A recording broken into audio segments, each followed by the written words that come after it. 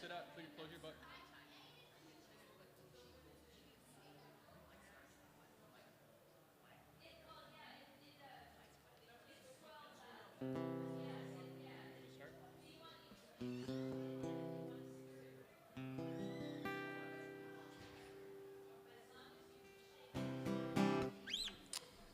All right, welcome everybody.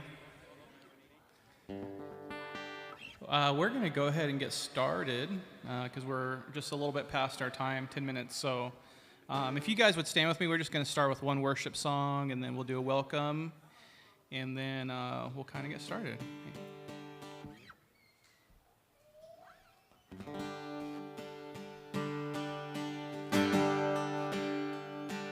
You unravel me with a melody.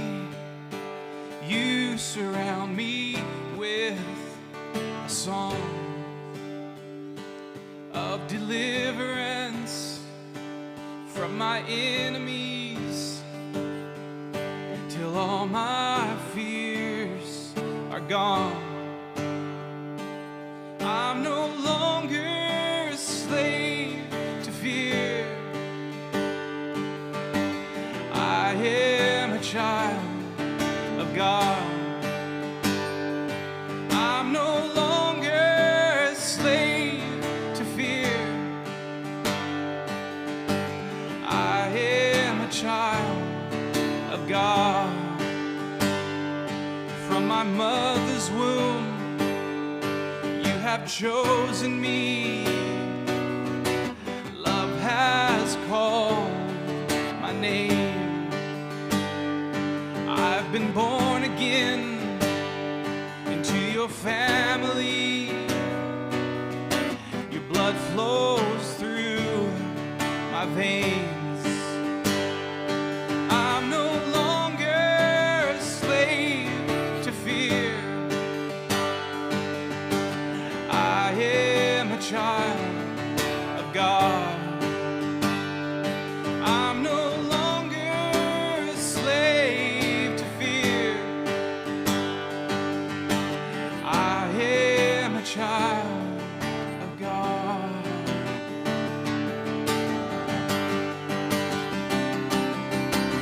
Oh, oh,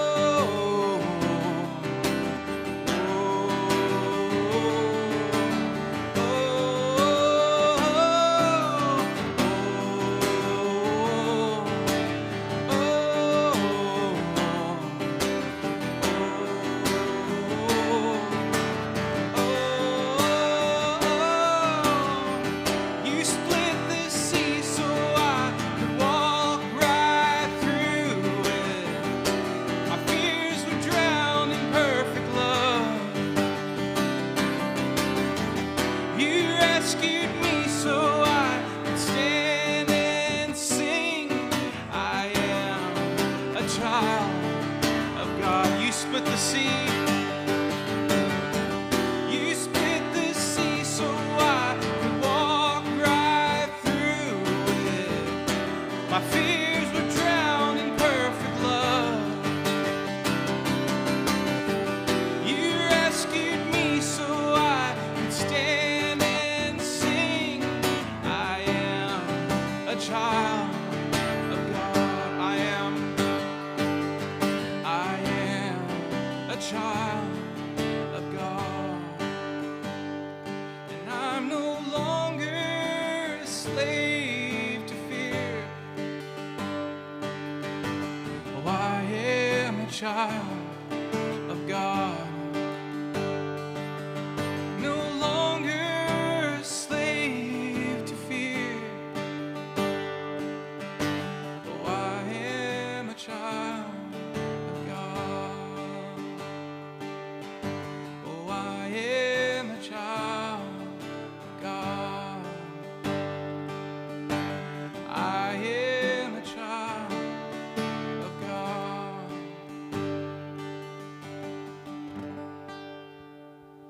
Praise Yahweh. Father, we thank you that we are your children.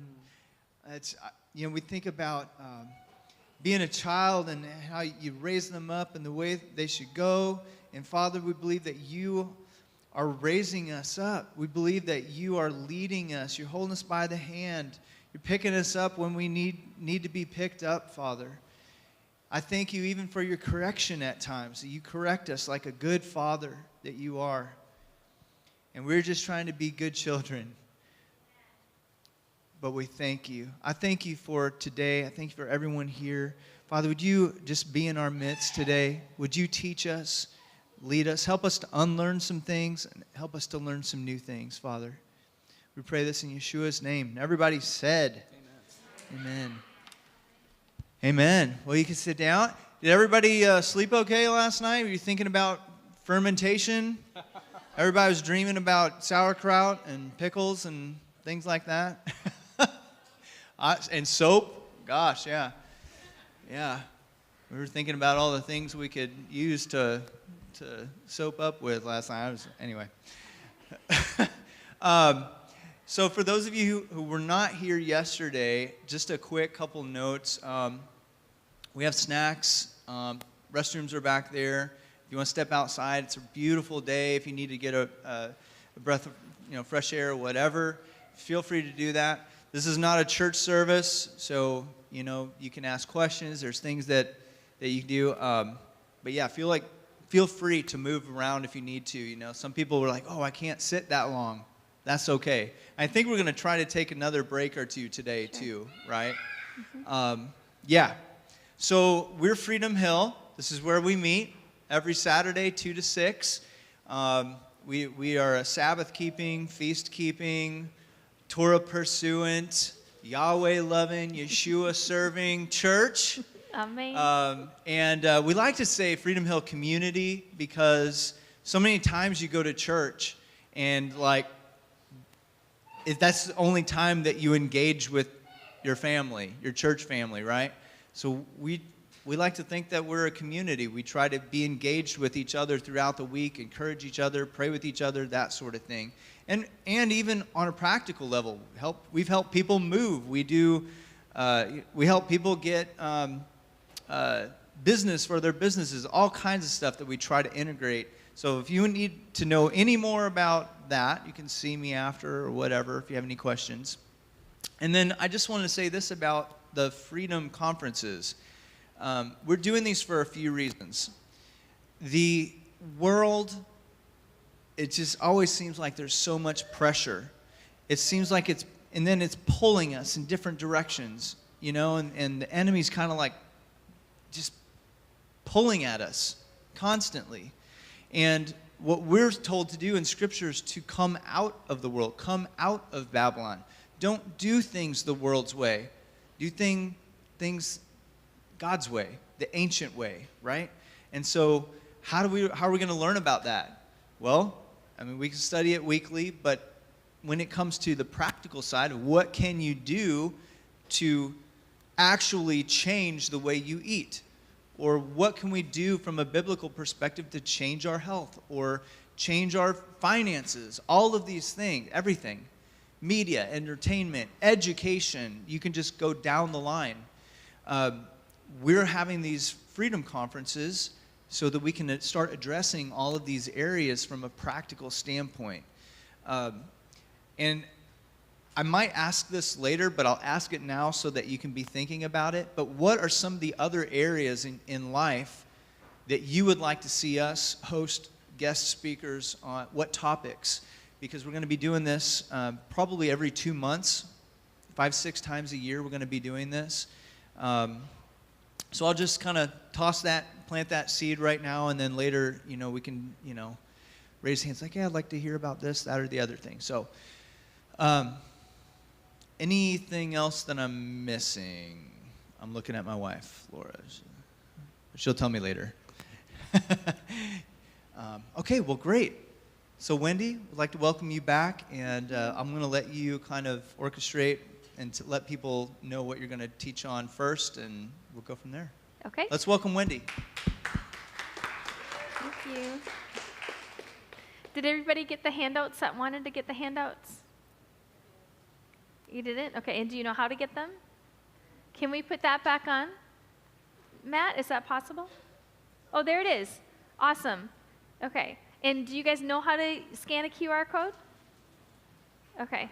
So the QR code will take you to the page, and you just purchase the handouts, but there's no charge, so it won't ask you to put in the payment because they're free. And then you can, and then you'll retrieve them in your email. Okay? Alrighty. Well, you guys came back. That just blesses my heart right off the bat. And I have to say, I love coming to this community to teach. You know why? Every time I come back, I see evidence of people actually implementing what I'm teaching. And I get so excited. I mean, I got to tell you, there's a whole change going on with even the oneg table.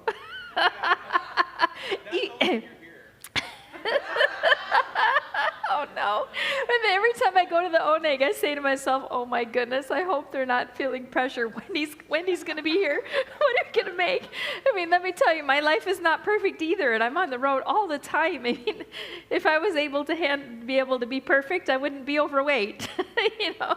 But it's all a journey, and it's all a process, and we're all doing our best along the way. And so please don't feel like I'm judging what you put on the oneg.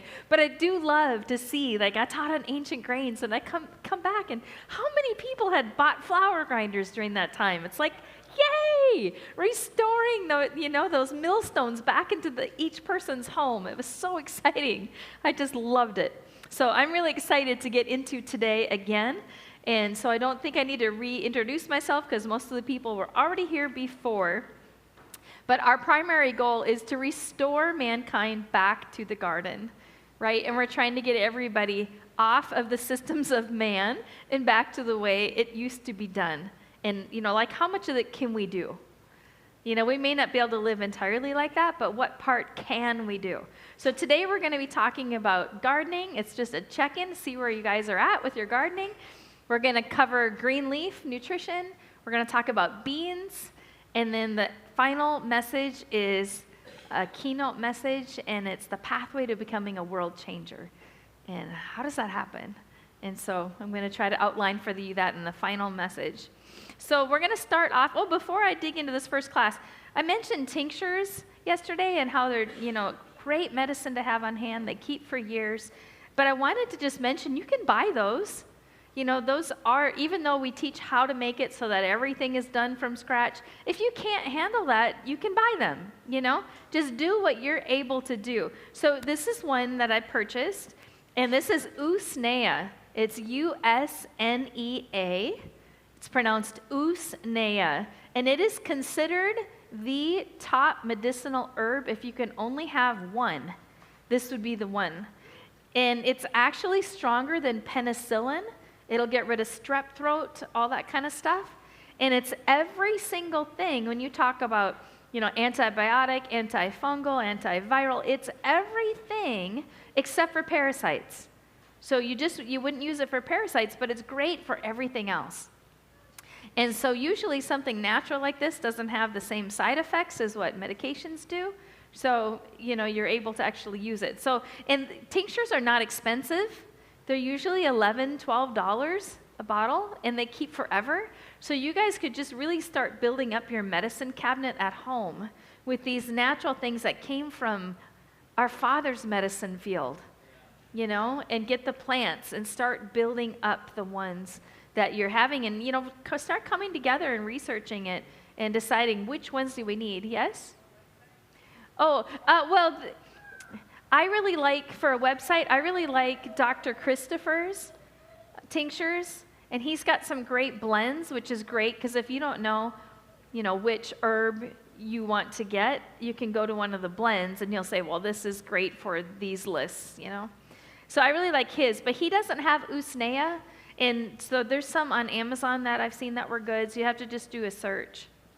But inexpensive, easy thing to do so you guys can start building your medicine cabinet.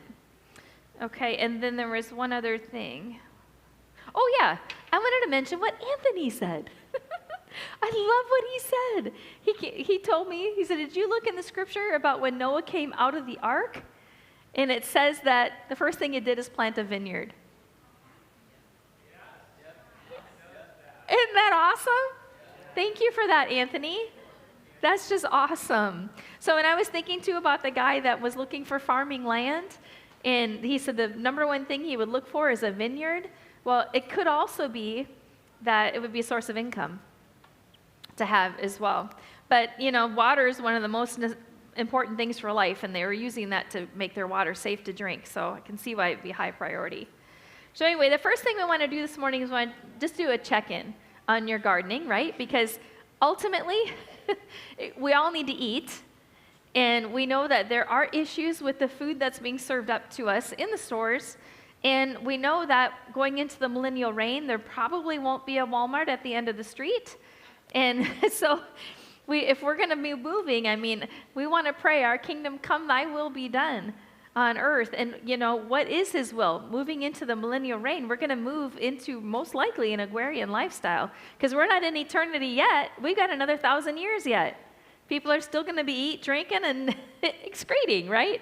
And so we need to be building up these skills, and then we're actually in line with what he's getting ready to do. And also, it just helps give us food security for our own families. Scripture does talk about a time when we can't buy or sell, whether we're going to be here or not. But if we are here, are we prepared for that? And how far away are we from that? So I think it's important that we're focusing on these things and actually discussing them. So this is a check-in for me more so than a garden class, but just to challenge you guys, where are you at? And let's talk through this. So as I go through my points here, I was going to actually ask you guys, you don't need to do this, but I was going to have you move to sit next to your communities. But you can talk within your communities later. But this needs to be a community effort. So I love what Laura said. She says it's more than self-sustainability. It's community sustainability. And that's really the key. Not everybody's going to be able to grow everything. But, if you guys could start coming together as a community, and one person's, harvesting honey, and you just start working together, would really make a big difference. So, and the other issue is, what if we go into war? People talk about that as a possible threat, a third world war. That could change everything. Are we prepared for that? And if it's overwhelming to you and you feel like, I can't garden, I can't go back to all this, you could do what Joseph did. All he did was store up grain. If you take wheat, for example, if you have it in your house, you can consume it in many ways. If you don't have a way to cook and you don't have fuel, you can sprout it and eat it raw. And you can get pretty much everything just from it like that. And then for the green, because we must have green plants, which we're going to learn next class, you could take the wheat and you could grow it on a tray of soil to produce wheatgrass to juice, and you would actually get a complete package of what you need for food just from the wheat alone. So if you say, well, I can't get into prepping and have all these meals put together, I just can't do it. Just have a few sacks of grain. Just store up, And right now, einkorn is really the only true wheat that's out there. There are some other. You could get emmer and you could get kamut and some of these others. I stay away from modern wheat altogether, personally. But einkorn, it's $128 for a 25-pound bag right now. And so it's definitely going up. But Scripture says it's going to get to the point where one loaf of bread equals a day's wages. So if you can squeeze in and get some einkorn, it never spoils. And the people over in Africa, they just harvested a field of einkorn.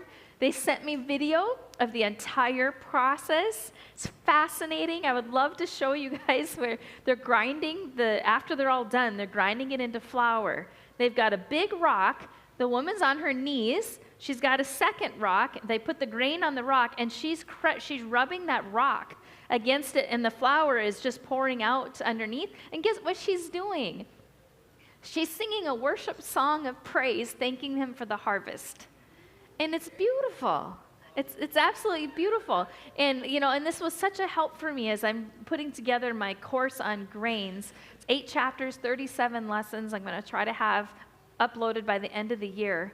But when I got to the chapter of, harvesting grains, I'm like, how am I going to do this? And he sent me everything I need. Abba's so good. But he wants us to be equipped, so he's meeting every need all the time, which is so cool. to see. But anyway, if you think back to the last time we had war, what did we have in America? Victory gardens. You guys familiar with victory gardens? Anybody remember? No. So at that time, it was World War II, and the government actually instructed all citizens to start a garden, a backyard garden. And 40% of the produce that came in was coming from people's backyards nationwide. 40%. That's huge. It's awesome. And talk about food security. That's something that would be such a great goal for us to get back to that. And they used to have, remember the war rations and all that stuff? There used to be food that was set aside. I know somebody who used to work for that. They would bring deliveries that would go underground in this storage area where they kept food surplus for the American citizens should we go to war. They don't do that anymore. That doesn't exist anymore. So if we go to war, we're all on our own. And so it's important that we do something to store it up. So if you can do nothing else, get some sacks of einkorn. Or you can get black Nile barley too, and that's the original barley from the Bible.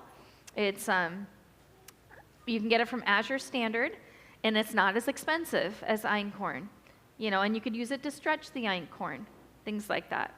So anyway, let's just check in. So how many of you feel confident that if next month we couldn't buy or sell, your family could live for 1 month? How many? Okay. Awesome. What about 6 months? Good. Awesome. 1 year? Okay, we'll get to a few. So majority of you think you can make it at least 6 months. You don't have to buy toilet paper. You guys want to know what to do for toilet paper? Do you guys want to know? Think about it. If you're cloth babying babying a baby, right? You're cloth diapering a baby, right? You have washcloths that you wipe them with and you wash the washcloths, right? Does the baby get infections? No. So how come their bottom is more precious than yours? Really, all you have to do is just, you can get a bucket, and I put some water in the bucket, and then I add like a little bit of coconut oil and a little bit of a soap, a natural soap. So now you know where I'm going to get the soap from, right? And then you put your little squares of washcloth in there and let them all get saturated. And then you have a discard bucket, and the bucket you can cut like an X in the lid, so you don't have to take the lid off of it. Just cut an X in the lid. And then as you use your wipes, you put them in that bucket. And inside that bucket, you should put some vinegar. So if you have a bucket like this, you could put 2 to 4 tablespoons of vinegar in there with water, and the vinegar will prevent any pathogenic thing from growing. And so you just put the used ones in there, and then when you go to wash them, put them on a rinse cycle first, and then you can put some disinfectant in the rinse cycle if you want, and then just wash them normal. And you don't even have to dry them because you're going to put them right back in a bucket with liquid. So nobody showed up. No, that was not on my list, but I heard you say toilet paper. You don't have to buy toilet paper. You don't. And you can even buy a bidet if you want that can, Anyway, didn't mean to go there, but does not need to be a panic. Okay. All right, so this is great that you guys have a start. So I think it would be wonderful if we could try to stretch to where we feel like we could make it for 2 years. Maybe wherever you feel like you're at, can you feel like, okay, let's stretch it a little bit farther so that I think I'll be fine. So right now, my husband and I feel like we're okay indefinitely, because what we have, we can replicate and just keep producing. And we have things that we can grow inside. And I think that's important too. There is a scripture verse, I tried to find it before coming today, but there is a verse that says the earth will not bring forth its seed. It will not. And I believe it was talking about the last days. So I don't know if that's associated with famine, but we could get to a situation where we can't produce. And so I've gone through all kinds of experiments. My whole life is an experiment because that's part of what he's been doing to prepare me to teach. But one of them was trying to grow potatoes inside. And you can do it if you have enough grow lights. So you actually can designate a bedroom and have enough, grow lights and have sack garden potatoes actually growing inside. No pest problems. That's kind of nice. Yeah, but just put your minds to this and start be thinking about what we can do. So, and then, is it possible to farm for free? What do you think? Yeah, absolutely. There's no way that he created us and put us on this earth and we would have to be dependent upon a system. Now, there's some things you need your tools, but you could do a lot of it by hand. It's just a lot more work. But if you've got your tools and you have your basic things set up, everything can be replenishable. And so that's part of a curriculum that I try to type. And actually over in Africa, they don't have the money and they don't have a Lowe's down the end of the street. And they're growing food and it's working. So I'm going to share some of those tricks today, how we make potting soil and how we make things like that people are dependent upon vermiculite and peat moss and other things like that. So I'll give you those tricks as we go. So starting with the soil, I think that's number one, is to know how to create soil. 75% of the Earth's land growing areas right now are degraded. So we've lost so much of our soil. And so we want to make sure that when we're gardening, we're actually building up the soil at the same time so that we don't degrade our soils. So how many of you actually have an active compost pile going? So we're what, 30%? We're a little bit more, so that's good. So the other ones that don't have one going yet, in the handouts, I have a list of what you actually put in the sources for browns and sources for greens. And you really don't have to be stressed out about it. It's one of those things that it will happen.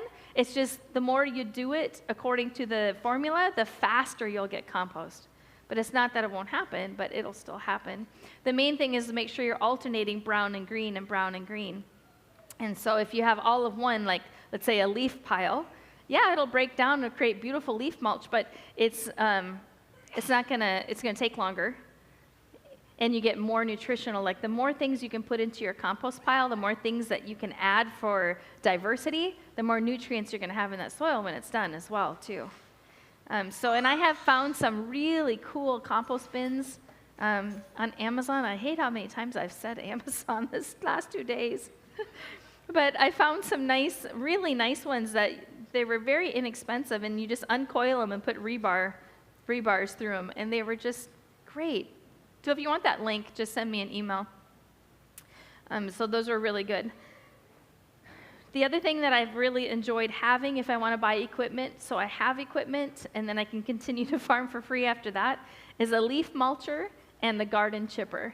And these are two things that are not expensive. They're about $170. But if you talk about buying a wood chipper would be very expensive, right, to make your own mulch. But you can get what's called a garden chipper, and you can only put wood in up to about 7/8 of an inch, but you can put it in and it'll chop it up for mulch. And that helps so it'll break down much, much faster. And then the leaf mulcher is the same thing. You put the leaves in and it'll take what would be 15 bags of leaves and condense it down to 1 bag of leaf. So now you have that cut up into so much more surface area that it's going to break down a lot quicker for you.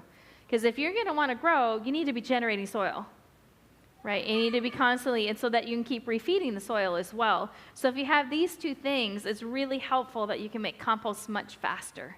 So those are two pieces of it, and those are actually on your handout, a picture of those and what they look like. And so those are a good tool that I value having. The other thing is I encourage people not to use weed cloth if they can avoid using weed cloth. And that's because weed cloth does one thing, it does protect the soil. But if you cover the soil with something living, that will break down and feed your soil. And now, sometimes it's tough to make sure you have enough material to cover your bed, so in that case, you may need to use a weed cloth. But if you can avoid it and have natural material, it's actually better. So what I do at home is when I'm mulching, I'll come along and I'll weed, and I'll pull up my weeds and I'll lay all of them on the bed first. And then I'll come along and top dress it with browns. And so I'm actually layering with green and brown as I'm adding my mulch layer to the beds. So this is going to break down as compost and feed the bed as it's going. And so I actually love it when I get weeds popping up because weeds are super nutritious. I eat most of them But the ones that I don't want to or whatever, I can just pick them up and just let them continue. And if you have a weed that you really don't want, just keep picking it before it goes to seed, and it'll just start becoming less and less. But I think weeds are a gift. They're so nutritious, and I've had plenty of people that really struggle to cover their garden beds, and they keep telling me, I don't have enough sources of green. And I say, well, what'd you do with your weeds? And they've done all this stuff to prevent having weeds. And I mean, God doesn't make a mistake. And, you know, there's weeds everywhere, and they're there for a reason. And they're so valuable, and they're so nutritious, especially when you start studying each one. So one of the things, you know, I travel a lot. When I get home, that's the first thing I can't wait is to get into my routine, because every morning I take my salad spinner basket and my scissors, and I go outside, and I clip all the greens I can find for my green smoothie in the morning. And I love the wild edibles. They're fresh. You know, there's something about picking something when it's living. If you think about all animals in nature, they eat the plants while the plant is still alive. It goes in their mouth still alive, right? And they've estimated, they call it like the life force and the enzymatic activity within, you know, the lifeblood of the plant or whatever, that's pretty much gone in about 15, 20 minutes. And so animals are getting it live right now. So I love to just go out and quickly harvest all of these. And even if I'm not gardening, I've got all these wild edibles, and just gather them, and I can go in and right away blend them up, and you get that extra benefit. That's why sprouting is so awesome, because the sprout is still alive when it goes in your mouth. And so you get that extra benefit from it as well. So, and then a lot of them are medicinal. Some of them that I've looked up made great tinctures that I just had growing wild right in my yard. And oftentimes, if a green is not edible, it's usually medicinal, oftentimes, you know? So there's so many perches for them. And they're excellent compost right in place. So I want to talk about the soil food web real quick. Not everybody understands the soil food web, because there's some really cool stuff that's going on underneath the surface. So 1 teaspoon of soil, if you have healthy soil, 1 teaspoon should contain more, and remember now, teaspoons, almost nothing, right?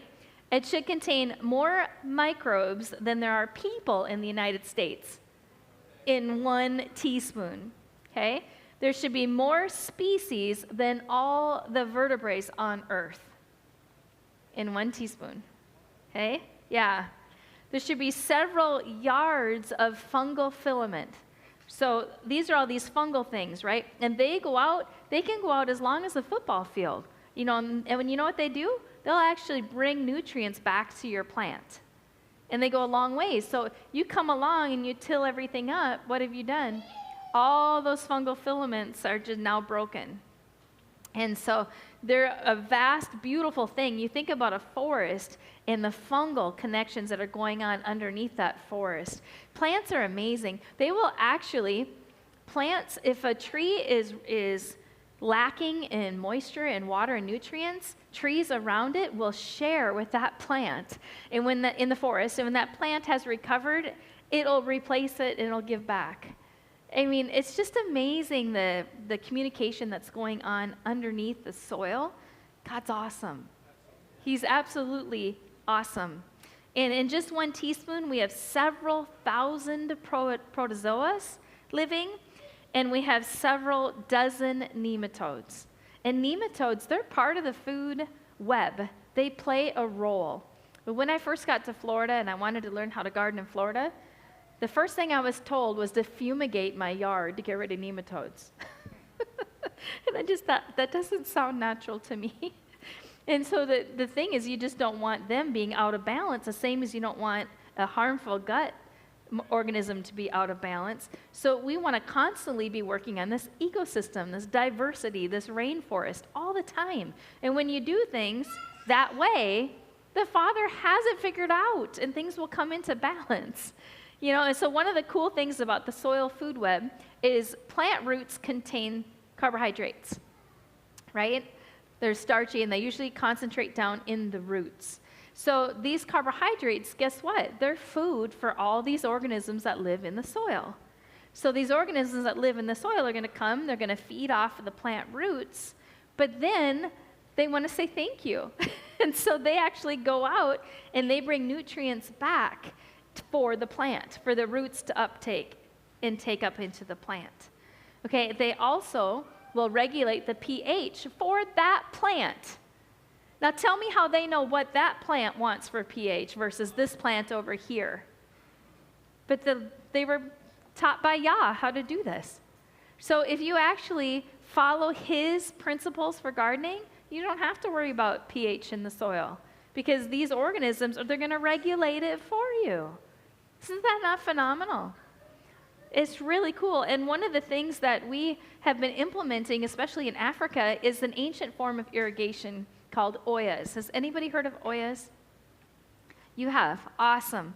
So I got a book to read about oyas, and would you believe it? It's just a secular book. But in the very beginning, it said the origin for this type of irrigation comes from the ancient Semites. Well, who are the Semites? Yeah, they come from Shem, a son of Noah, right? And so that goes all the way back. And so I thought, that is so cool. I'm telling you, I didn't go to bed that night. I read the whole book. But basically, it's unglazed terracotta vessels that you bury in the soil, so there's no evaporation of the water. In the soil, because it's porous, the water can leak extremely slow out of these, but what's more important is all of these organisms that are living in the soil and the fungi, and the plant roots themselves, a lot of them are almost basically microscopic, and they can go in and they can take this water out and deliver it to the plant. So now what? The plant is actually being delivered exactly the amount of water it wants. So you don't have to worry about overwatering, underwatering. And what do? You just come by once or twice a week and just make sure the pots are full. And so now a lot less watering, a lot less time, a lot less maintenance. And one thing that we can do today is we can actually take like drip lines and attach them from one pot to the next, and you can put an elevated like 5-gallon bucket or something on the end of your garden bed, and then you only have to fill that bucket up once every week or two, and then that will deliver to all of your pots that you have buried in the soil. So it's really cool. And so if you want to buy pots, there's a company called Thirsty Earth. And so the name of that company is Thirsty Earth, if you want to actually buy them. And their oyas they're more narrow, like a water bottle. And then they come with the connecting things. And so it's nice because it doesn't take as much of your garden soil, which is nice. But if you want to do a DIY, you just get 2 of the terracotta planting pots from the store, and you take them and you know the little rubber things that you put under to protect the bottom feet of a chair so it doesn't skid? You can get those at the hardware store, and you put those to plug the bottom of one of the pots. And then in the other pot you want to leave open because that's how you're going to water it, and you just turn one pot upside down and you glue them together with like a waterproof silicone, some kind of silicone caulking that's waterproof and non-toxic. And you just seal it with that, and then you can bury those in the ground. And if you want to see it done, all you have to do is go to YouTube and type in, DIY oyas, and it's OALLA.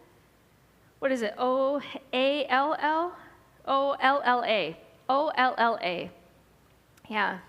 And so you just type in that, or you can put in, ancient terracotta pot watering system, something like that. And you're going to get lots of different videos on these DIYs on how to do it. So over in Africa, what we're doing is we're actually reminding them how to make pottery, because they have the resources there. And so we're reteaching them how to do that. And that's another, when you talk about farming for free, well, we're trying to help restore ancient pottery methods. And it's very easy, and you just fire it in your backyard campfire. It's very easy to do ancient pottery. So, and that's what, a lot of things when we talk about my people perish for lack of knowledge, we thought, well, this is great because a lot of Africans probably still remember how to do pottery, right? So I went to Africa this last time, so excited about this idea to share with them. And every time I asked them, they said, well, we don't have any clay. What? Your garden beds are full of clay. What do you mean you don't have clay? And they said, well, there's only one spot where you can go and get this clay if you want to make pottery. And so sometimes you can't get the answer until you go there. So I got there, I'm looking at what they're talking about, and all of a sudden I figured it out. They're talking about there's only one specific place that has the correct ratio of clay to sand. So what are they missing? They don't know how to separate clay from sand and then mix it in the right ratio. It's just a simple piece of knowledge that's been lost. So we go over there and now we can teach them. This is how you separate out the clay and dry it. This is how you separate out the sand. And now you mix it in the proper ratio and we can make yourself some oyas. You know, and there's even, what's cool too is when you make ancient pottery, if you incorporate, what's the word I'm looking for? It's wood shavings, right? If you incorporate wood shavings into it, when you fire the pottery, what's inside of the pottery is not exposed to oxygen. So instead of those wood shavings turning to ashes, they're going to turn to charcoal.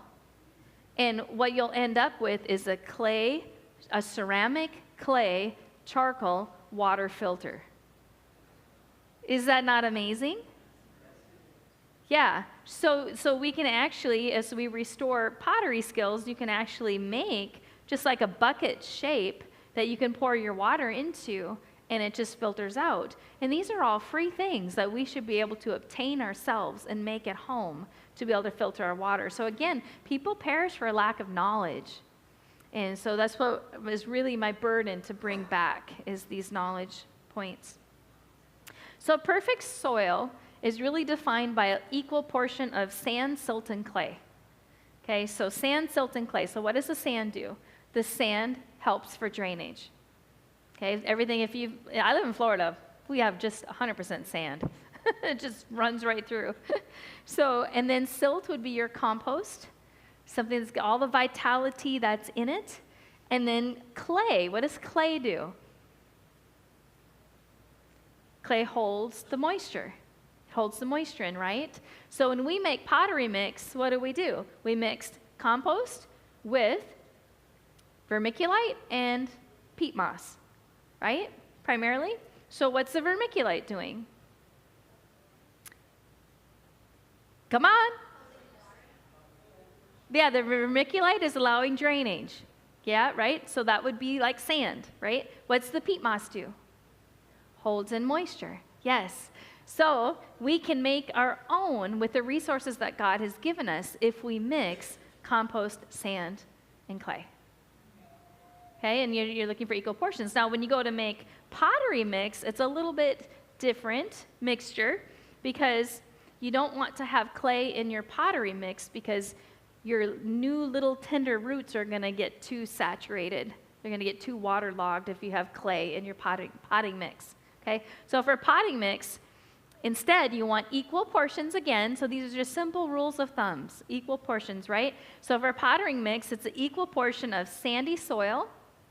That means basically sand, but it has some brown, some soil mixed in with it. It's not just pure, sandbox sand, okay? And then topsoil. The topsoil you're taking because it still has all those organisms in it for vitality. And then compost. And you mix those three together, and that way you'll have good drainage, and you'll have the nutrients that you need from both the topsoil and the compost. Okay, and then you can plant your plants into that. All right? So then how are you going to feed your garden? Yeah, because once you plant your garden and you get it going, after 30 days, you probably need to give it a little help, right? Because it'll start depleting what's there. And so you need to decide what sources do you have. Can anybody think? I've got 5 listed. Food scraps? Yeah, you could put some food scraps and let them break down. You could do that. Coffee grounds sometimes can be good to put in there. But it'd probably be best to put the food scraps into composting and then put the compost on. Yeah, any other ideas? Fish emulsion. Yes, fish emulsion works great. And if in your handouts, I gave you a recipe to make your own. So if you happen to go fishing, you can take the leftovers and make your own fish emulsion. I'll just warn you that it stinks pretty bad when you make it. And my poor husband, with all the experiments I've done over the years, we had a big glass gallon jar that we had fitted with a perfect pickler system, and I thought, let's do it in that. So I had fish emulsion in a clear glass jar bubbling out. Oh my. So I've gotten a little bit better at how I make fish emulsion if I want to make it, but one of the things that we've experienced even with the fish emulsion is you take the cover off, and somehow every fly from a mile around knows where you are. But if you make your own, it's way more concentrated and effective than what you buy in the store. And so if you can figure out ways to get around those couple hurdles, it's an excellent fertilizer.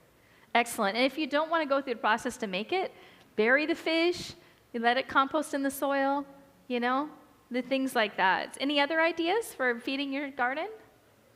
Composting, yeah, which goes along line with Anthony's as well, yes. So composting is excellent because you can keep top dressing it. And when you top dress it, you don't have to do a lot. Just a nice little sprinkling layered, and just keep giving it some new food, and then put your mulch on top of that. Yeah.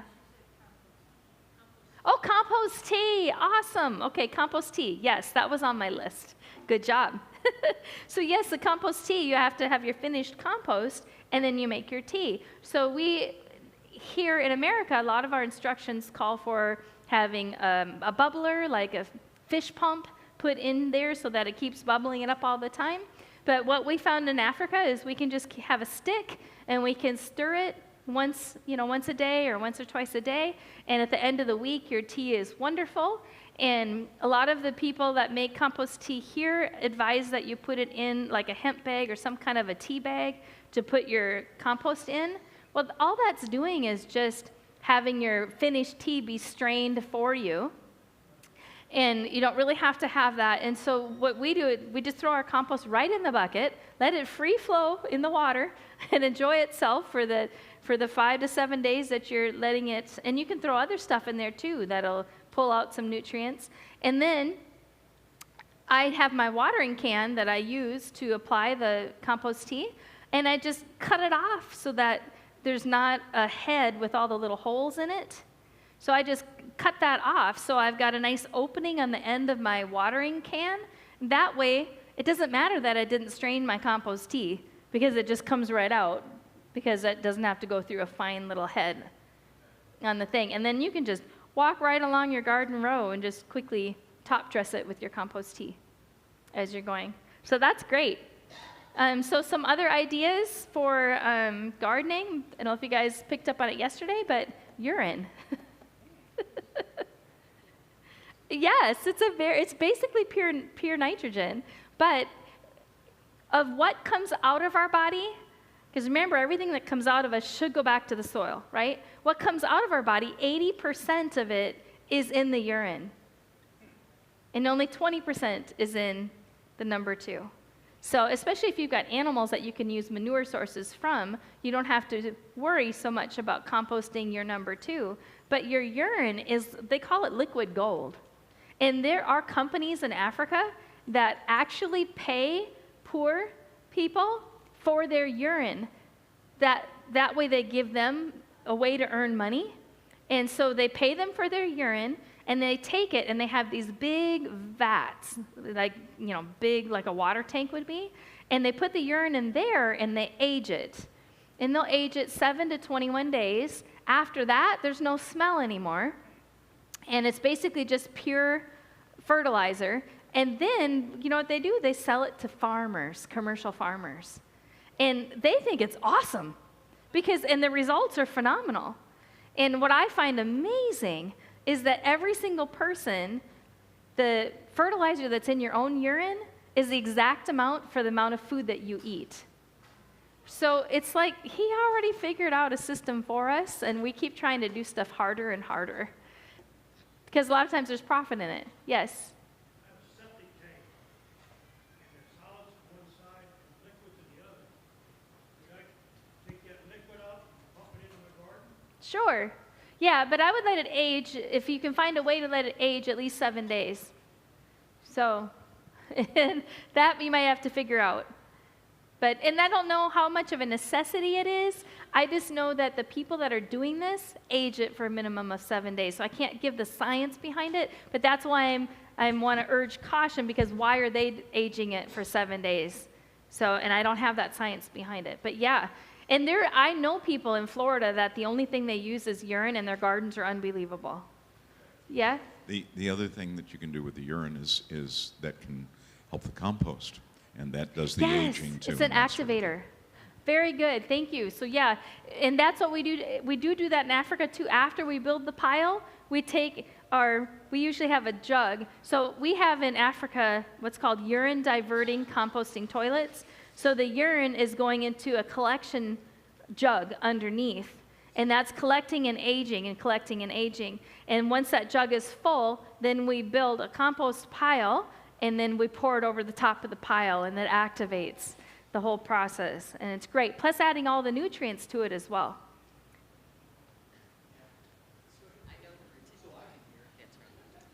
Okay, what is the effect if a person, say if they're on like a lot of medication, is that filtered out like through your liver, before, or is that something that if someone's on a lot of medication, maybe you might want to avoid that urine? Just a question. Or what? Grocery store food? Yeah, I mean, urine is technically sterile, right? But that's from a bacterial standpoint. To be honest, I feel like before I give an answer, I would want to research that more. It's not an issue we deal with in Africa because they're not on medicine. Yeah, they're not on medicine, so that's not something. I'm going to the Eco Global conference this fall in November, and that's Eco Global Farm is like an extension office for developing countries, and they exist to solve all of these problems for growing food there. And I'll run into the people to get that answer. I mean, it might be a Google search as well, but I can face-to-face talk to people who actually know. Yeah. So when you're aging it, is that have to be without oxygen, or is it? We do it without oxygen. Yeah, Okay, we so put it in a vessel, and then we put a lid on you it. Put your thing on. Okay. Yeah. Okay. Yep. So I'm sure you guys would find my bathroom to look very different. Thinking about the toilet paper, the urine jugs. Yeah. One more thought along those same lines is that if the animals that you have are being dewormed or have medication that they're having, that goes into the fecal matter of the Okay, of and the it doesn't animals go as into the well. urine. Well, no, it can go into the urine as well, but if you're getting horse manure from a stable, chances are they're medicating the animals, and that's in the stool and in the urine. Ah. So there's a good chance it is. Okay. Yeah. Yeah, but I mean, hopefully, so I guess to be safe, we should use it from a person who's not on medication, right? Maybe until we know, because that's at least one witness, and we want to establish everything with 2 or 3 witnesses. So yeah, so a good idea not to. I mean, we're not on medicine, so I just didn't think about it. We'll pass around a sign-up sheet later before everybody. But that's the whole point of these conferences. Let's come together and let's learn from one another, and let's figure this stuff out. So awesome. So glad you came today to offer that. That's awesome. Okay, so then, where was I at here? All right, and the other thing you can do is something called melon holes.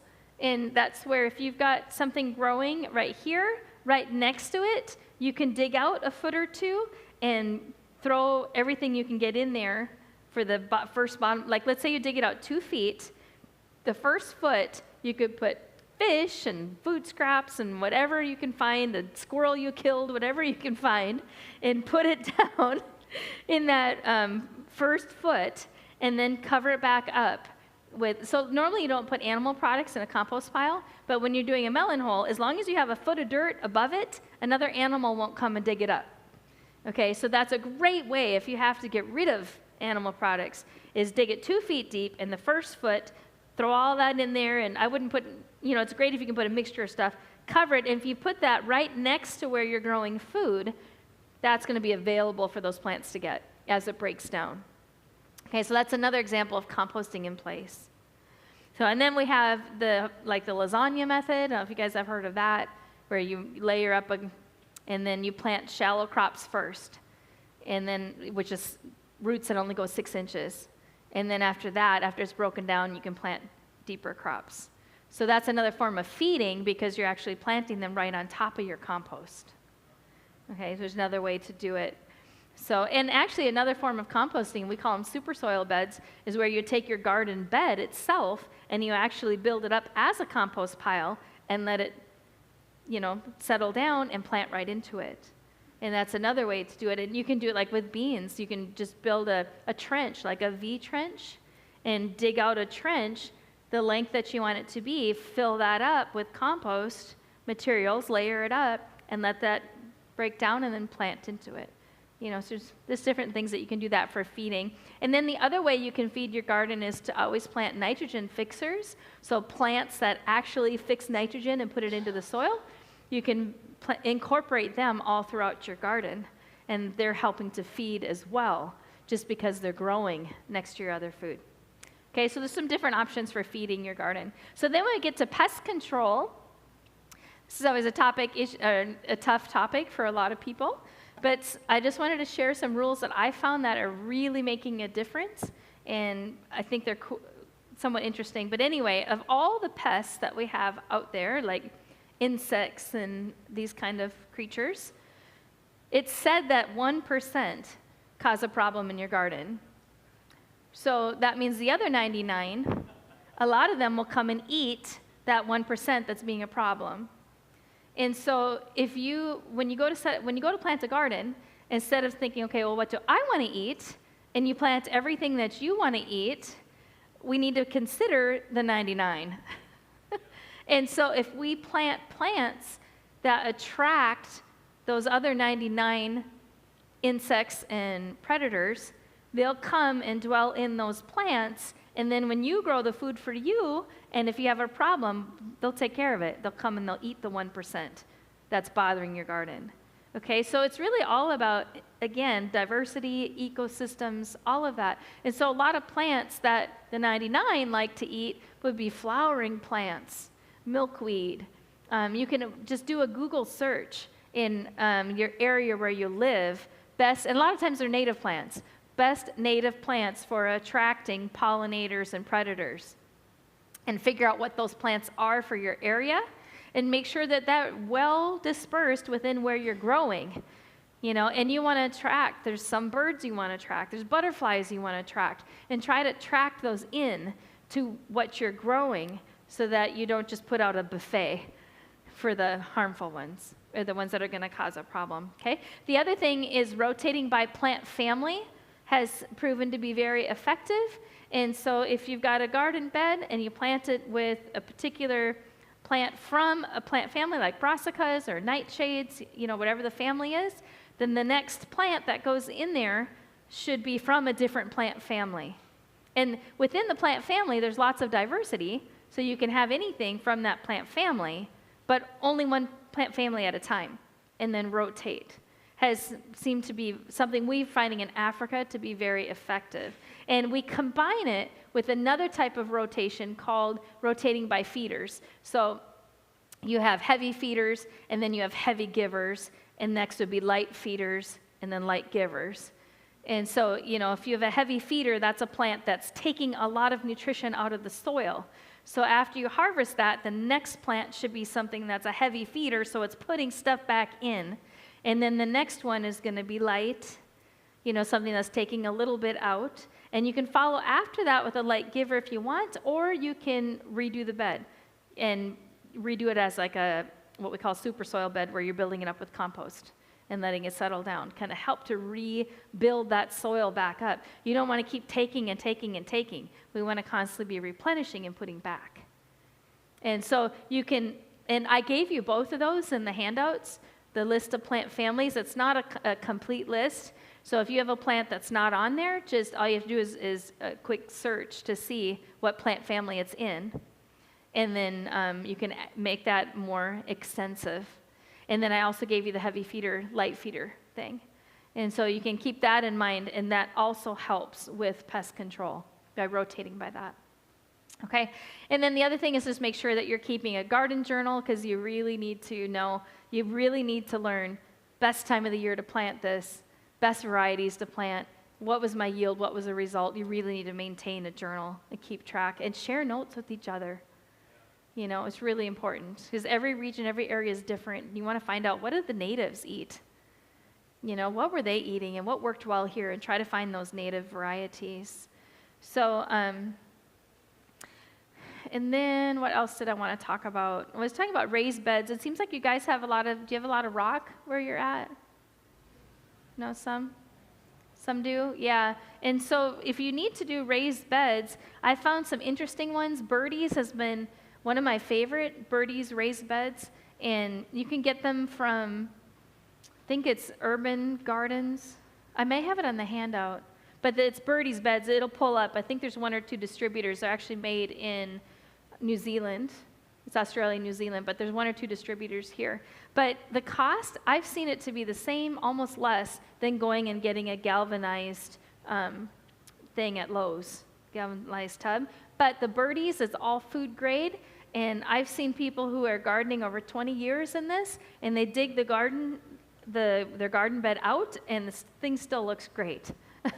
I mean, it's one of those things that you invest in those, we're probably going to have them till Yeshua comes. You know, and so it's a permanent kind of a thing. And they're all food grade, and you can get ones that are this tall, waist height, so people that struggle bending over can be able to garden at that height, and it can help prevent certain types of predators getting into the garden bed because of it being that height. And the edge of it, they're not smooth. They're designed in a way that it's tough for animals to crawl up the sides. To be able to get in the, you know, and you can also combine them with other sorts of trellises and different types of things to add to it. But I really like those. And then the other ones I really like is you can search for these online, but you can get fabric garden beds. And yeah, it's a fabric. It has a fabric bottom, so that lets the moisture drip out of it quite easily. But they're ridiculously cheap, and they last well. I have some of my grow sacks, I'm on 5 years now, and they look the same as when I bought them. Those weren't a fabric one, it was a little different material. But they're cheap. They're $10, $15, you know, and they come in all different shapes and sizes and colors. And you're only investing $10, $15, and you get a raised bed right away. And so you don't feel like you have to go out and build a big structure, you know, to build all these raised beds. Just get a fabric thing and get going, get doing something today. And that can make a difference. So then we talked about planting at the right time. One more thing about that is the moon phase. Does anybody follow the moon phase for planting? Good, awesome. A couple of you, awesome. That's great. So that I've been told that if you plant at the wrong phase of the moon, your broccoli will not go to head. It will not produce like an actual head. That there's something to it. But a simple way to remember planting by the moon is if the moon is waxing and it's getting bigger, you plant things that are going to grow up. And if the moon is weaning and it's getting smaller, you plant things that are going to grow down. He really makes stuff easy for us. It's not that hard. Yeah, so if you can follow that, one of the things I was doing in our fellowship was every time the moon phase would switch, I would send out a message to our group, you know, and I would, in the message, I would say, okay, you know, we're now on this moon phase. These are the things you can begin to plant. Because a lot of people in our group maybe didn't know, what can we plant this month? In Florida, we can plant year-round, so it's kind of tough. It's not like we just plant it all in spring. You know, it's year-round gardening. So if somebody can take on a task like that, how helpful is that? You know, just sending out a group text to the group, hey, you know, the moon phase has changed. You may start these things.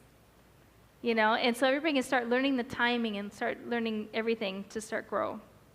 So, and then of course, learning the native plants is extremely important. And you want to try to find native varieties and heirloom varieties for your area. Share seeds with one another and learn the wild plants in your area, no doubt about it. So how many of you maintain a home personal seed bank? You guys do? You do? Awesome. Oh, and 3. Okay, so that's, we're what, 5%? So this is an area you got to work on. So if you want to know true food security, you need to have seeds, right? You need to have your seeds. And they're all the time. They're changing our seed all the time. And how do we know how long that they're going to let us order heirloom seeds? We really don't know. And there could be something that could happen. That's the most important thing. Every nation has a seed bank, you know, and who knows if it, maybe even cities have seed banks, but we may not want those seeds. Yeah. Real quick, this is something that we've been talking about behind the scenes of kind of creating a Freedom Hill seed bank. Yep. Just quick show of hands. Who knows about Azure Standard? Who uses Azure Standard? You do?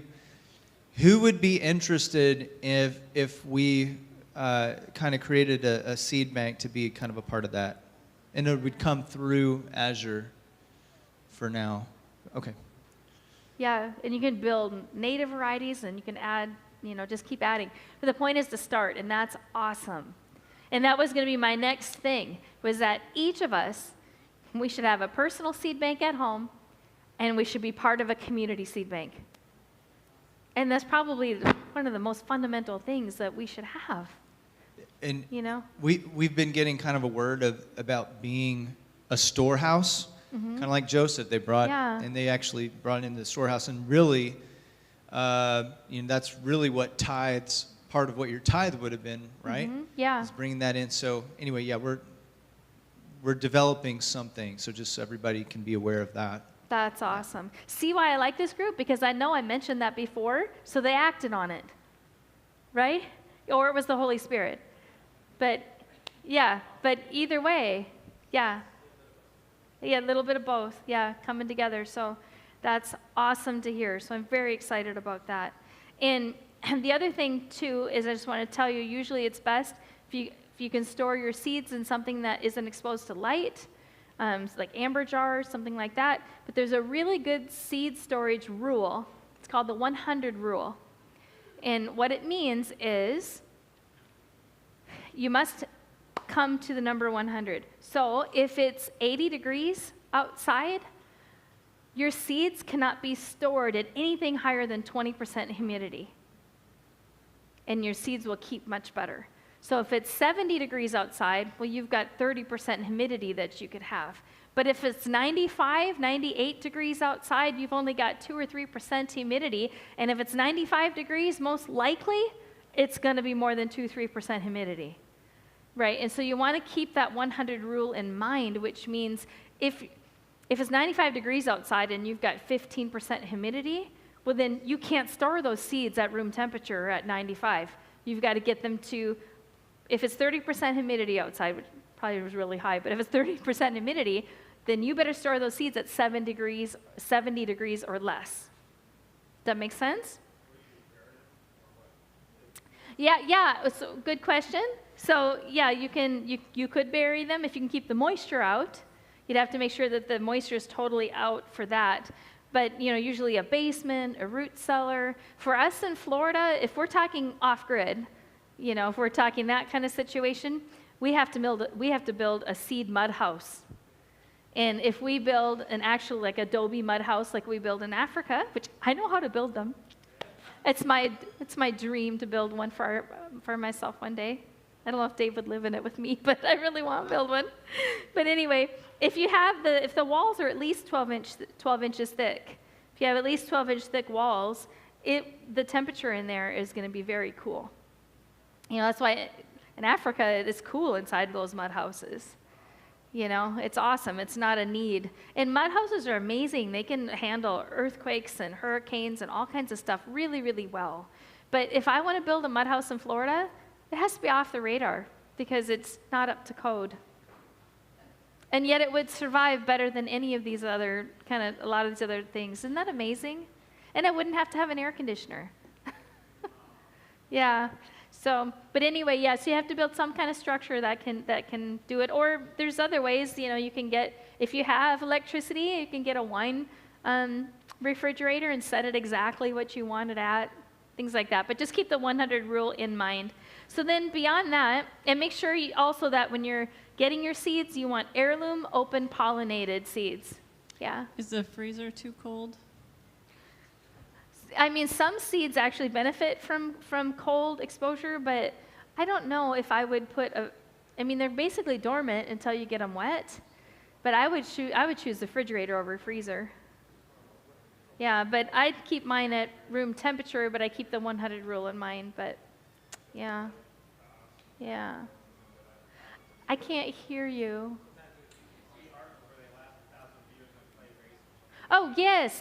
Okay, awesome. I'm so thankful you brought that up. Okay, so historically, they would store their seeds in clay pots and they were sealed with wax. Yeah, historically, seeds were stored in clay pots and sealed with wax. Yeah, I actually have a book on how they did all of that. Yeah, it's really cool. I find it interesting, but I'm still struggling to figure out how they plug it with the wax so when the wax is, liquid, how do they get it from pouring through? I think they had linen cloth that they would pour until it got a certain thickness, and it would still be a little viable, and they could get it put into the clay vessel and then pour the rest of the wax on, is what I'm guessing for that. And then you could always make another one to go over the top when it's done. Okay, so, and then I said heirloom open pollinated seeds because you need them to be able to reproduce. And so then the next thing is to talk about when you're securing your food supply, try to make sure that you're securing something in each area. So do you have calorie crops? Do you have, protein isn't as big of a deal because there's protein in all foods, but make sure you got beans, stuff like that. Do you have a source of fat? Can you grow fat? Black oil sunflower seeds is what they use over in Africa, but pumpkin, there's a variety of pumpkin, in the store. You get the green pumpkin seeds. There's a variety of pumpkin that makes wonderful oil. And so figure out what source of fat do you have. If you have animals, you give source of fat from there too. But if we're just talking growing, that's something to consider. And then do you have fruits? Do you have colorful veggies? Do you have greens? And kind of go through each category and make sure that you have those bases covered. Especially the calorie crops, because you have to have energy. You have to have calories. So then, beyond that, and of course your grain crops. And you know what I find exciting about einkorn? And I'm super excited. I went out and saw Levi this morning, and I brought him those bags of einkorn and black barley that we passed around, and I brought those to him. And he said, well, I was kind of thinking you might bring that. He had a whole area ready to plant the einkorn. Yeah.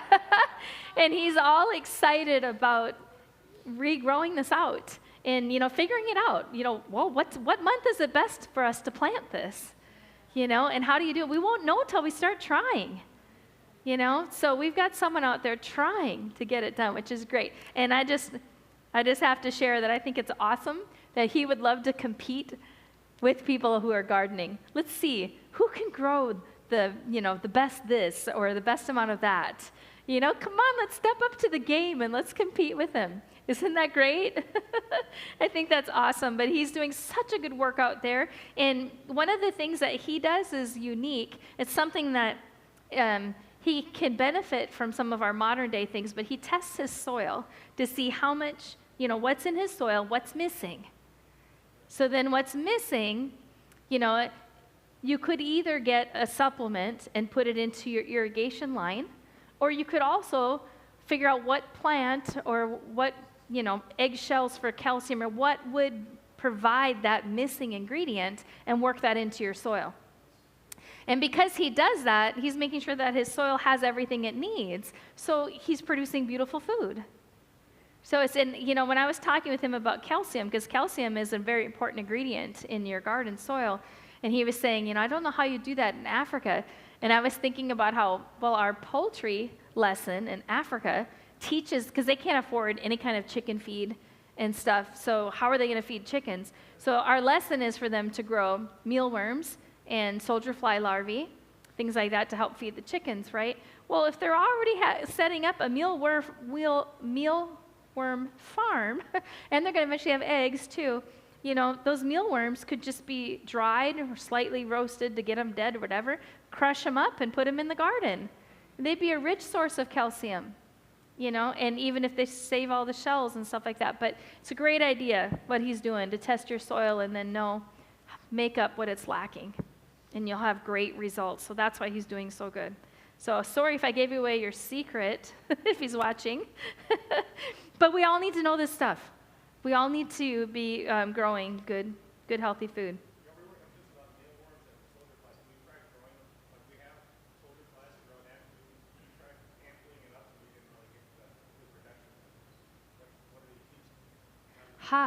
Yeah. Well, to be honest with you, my focus is plants, and I have another instructor that's doing all of the animal husbandry lessons. So she's going to be the expert in the soldier fly and the mealworms. I personally haven't tried it yet myself because my focus is plants.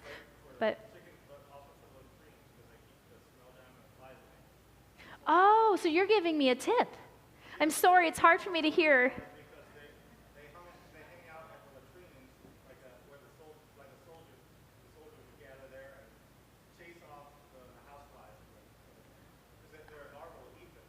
Okay. That's awesome. So he's giving me some great tips. So make sure that I can get you afterwards. Don't leave too early, because I'm going to write down some of that. That'll help. So he was just basically giving us tips on where you'll find the soldier flies, which is important, because when we go over there, they can't just order a kit, you know. So it's important to know where you find the soldier flies and their role and how it all plays out. But yeah, there's an answer for all of this, which is just great. So anyway, and then also look for perennials. Most of the greens that I eat are perennials. And I don't know what perennials you have in your area. I'm in a tropical area, so that might make a difference. But I have literally spinach trees. I have literally trees that give leaves all year long that I can use to cook and eat. Okay? Yeah.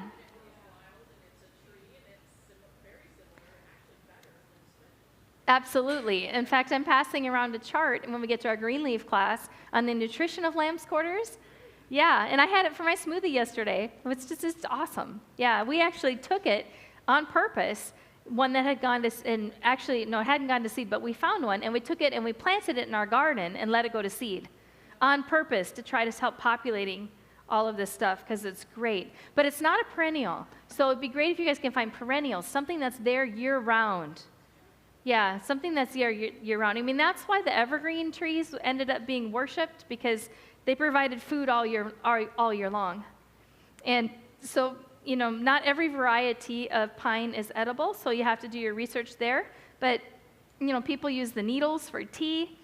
And then there's a lot of tribes that really got a lot of energy out of the inner bark.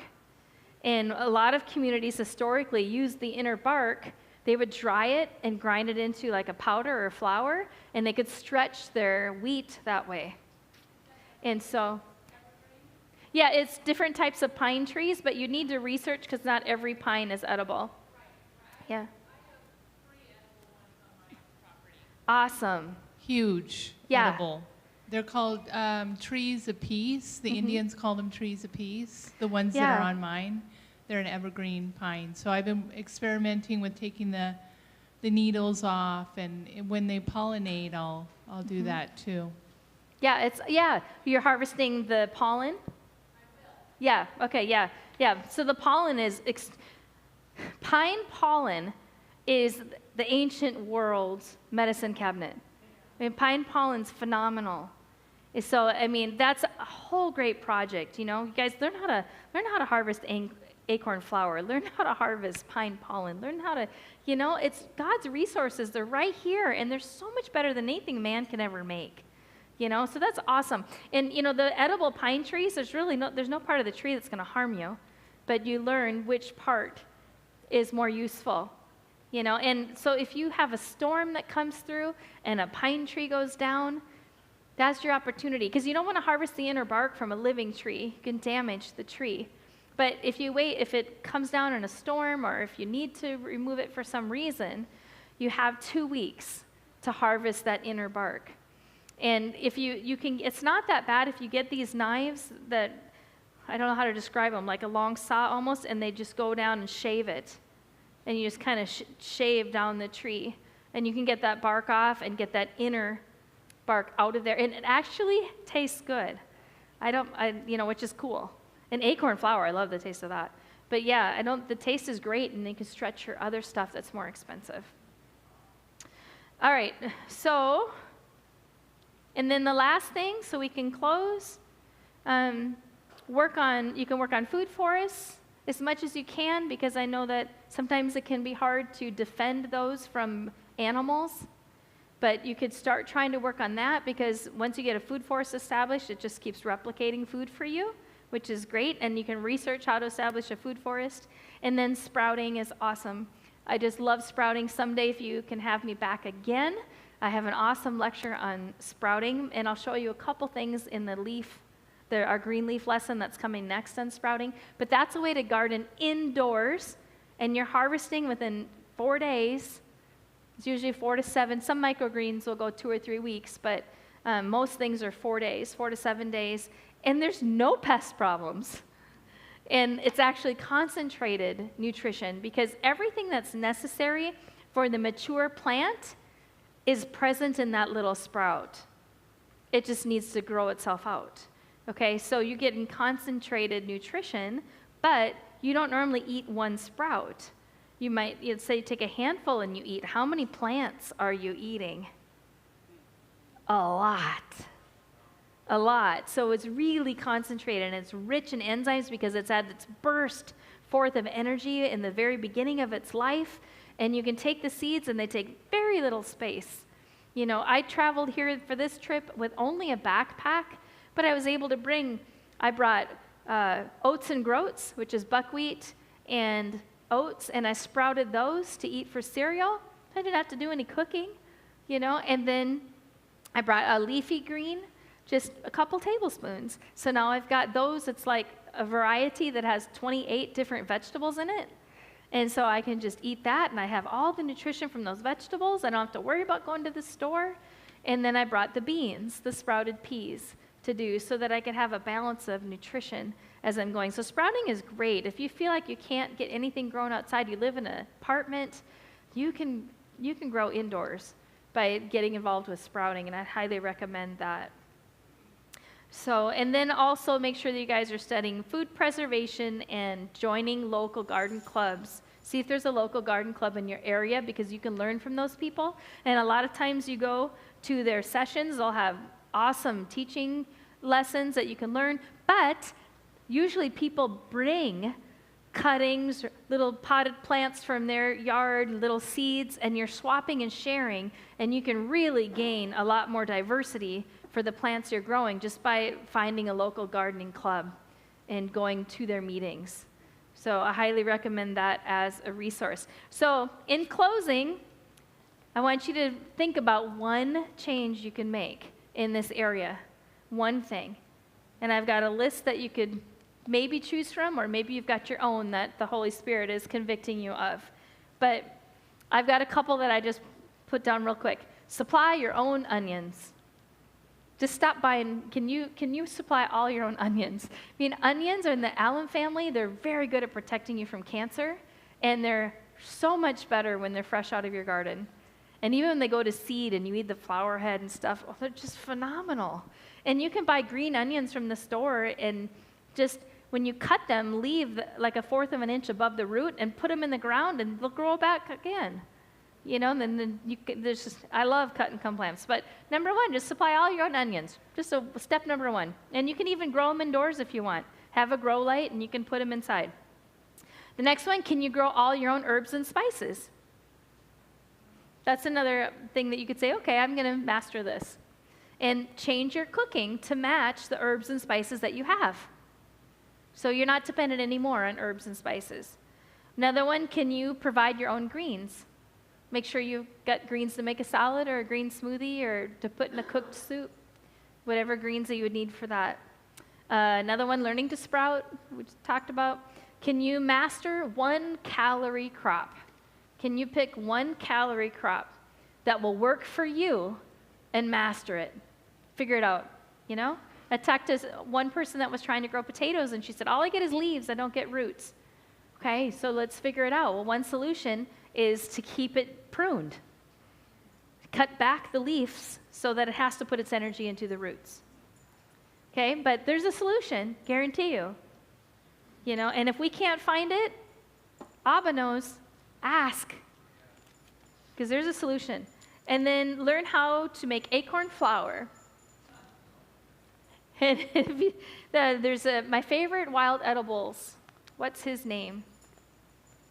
Let me look it up, and after the next break, I'll tell you my favorite author for wild edibles, because he has a list of like 7 to 9 things to look for when you're picking up an acorn. And if you learn what those are, you'll look at an acorn and you know right now if that's a viable acorn. And then you can go out in the woods and you can only pick up the viable ones, and you save yourself a ton of time. And then you can make your flour after that. And then grow your own tea ingredients. Can you just grow what you want for making tea? Yeah, Levi had a beautiful row of ginger today. And I love ginger tea, and I love to make fermented ginger soda too. It's awesome. But can you make your own tea? And then the very last one, which I'm so thankful you're already doing, was starting a community seed bank. So good job, you guys. Well, that's it for this first session. Why don't we just take a 5-minute break? Yeah, we'll take 5, 10, something like that. We'll come back. You're welcome. Ooh, my microphone. You're welcome.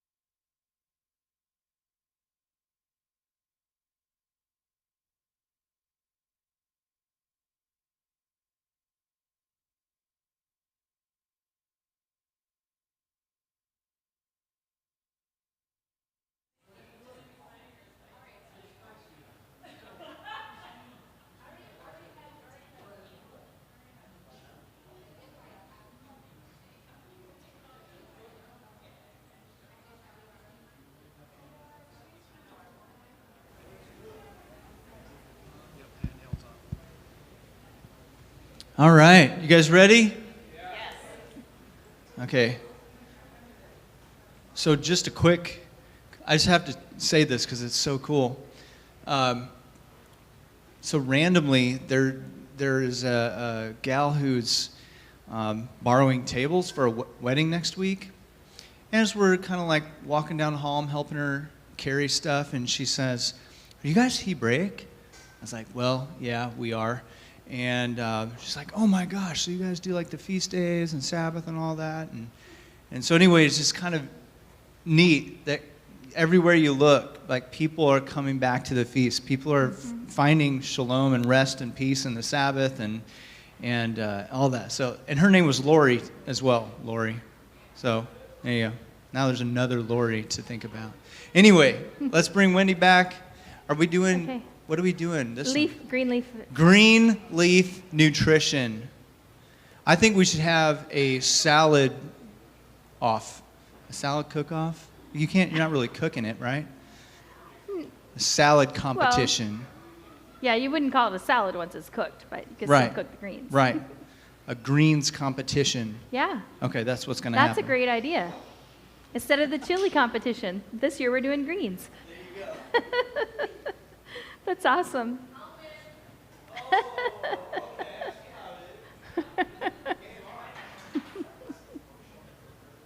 Oh, well, before we get into this topic, I was just going to mention, too, our training center. My husband and I are opening up a training center in Liberia. It's opening, Yah willing, in November. And it's to teach people how to live completely off the land. So we teach them organic gardening, nutrition education, natural medicine, income generation, and also how to become self-sufficient in some of the other areas of their life, like fuel efficiency and things like that. And so we're opening up soon, but it is Torah-based. So they will learn about the feast days and things like that. So I was going over there, and I was actually visiting with a Shabbat group that we've planted in Kenya. And it's a single mom that started a Shabbat group that my husband and I have been discipling. And they have 12 single moms in this group now. And we went over there and we're like, wow, we're going to be able to have Shabbat with them. We were so excited. And a week later, as we were getting ready to go, I thought, I wonder what their Torah... Oh, wait, I forgot to tell you. We decided, what do we want to bring all these women as a gift? We need to bring them something. So we ended up choosing tzitzits. And a week before the trip, I said, I wonder what the Torah portion's going to be. You guessed it, Numbers 15. So we went there, and we couldn't wait. And we said, let's wait until after we read that section in Numbers before we give them their gift. So we get to the end of the section, and the ladies, the person who was reading that chapter, she reads it, and she stops, and we're chomping at the bit, about ready to say something, and all of a sudden she says, I have a question. This verse here, verse 34, I think it was, she says, how are we supposed to do that? And we're like, here you go. It was absolutely really cool. So I love the connections that the Father does. He's just awesome in all the things that he teaches. So anyway, we're going to get into green leaf nutrition now. How many of you eat greens every day? Wow! So this is not going to be a hard sell. Probably not. So that's good. All right, well, this is a lecture taken from our training center in Kenya that I used to work with, and I integrated a few more things. So you're going to see a lot of African pictures in this particular lesson. So some people are sick all the time, right? And then others are rarely sick, right? You can also have plants that it's the same plant, and they're growing not too far away from each other, but one gets attacked and the other doesn't. Right? So what are the enemies that we're dealing with? What are the enemies of plants? So these are the plant's enemies. They're attacked by either bacteria, viruses, fungi, toxins, animals, which could include us, and insects. Those are their basic enemies, right? So all plants have an immune system. Did you know that a plant has an immune system, just like we do? Plants have an immune system, and they have enemies. Plants also have protective chemicals that protect them against the harsh rays of the sun. They're out in that sun all day long, right? But they have plant chemicals that protect them. Plants take energy from the sun to produce different oils and smells that'll help repel insects and diseases. Okay, so that's part of their process of protecting themselves against their enemies. Plants need hundreds of chemicals in the soil in order to build this immune system. Do you think our soils today have hundreds of chemicals in them? Probably not in commercial farming. I'd say no. Well, they've identified over 20,000 phytochemicals in plants. 20,000. That's a really big number, isn't it? That's huge. I bet that's more than what's in your vitamin bottle. I mean, that's a huge number. Okay, well, these phytochemicals, it's plant chemicals. That's where a lot of our medicine comes from. But these phytochemicals are what the plants can use to defend themselves against their enemies. Okay, each leaf is said to have as many as 8,000. So that's why it's important that you have a variety, because you want to get all 20,000 of these plant chemicals that they're using against their enemies. Okay, so don't always just eat kale, right? You want to mix it up. Leaves have the best collection and concentration of chemicals that can be used to build their immune system and our immune system. Isn't that amazing? So actually, they have those 20,000 chemicals that they're producing are placed there by God for our immune system. Helps them, helps us. So we have enemies too. These are our enemies: bacteria, viruses, fungi, toxins, and we have pollution and parasites, right? Parasites can get inside us. So have you noticed how similar that is to the plants? Almost the same. So it was created to make a difference for us. And it's the same with the bacteria, viruses, fungi, toxin. That's the same. The only difference is what's going to attack us. Well, we don't get eaten by an animal, but we suffer from parasites and pollution. So we don't have to be afraid of diseases, which are our enemies, if our immune system has everything it needs, right?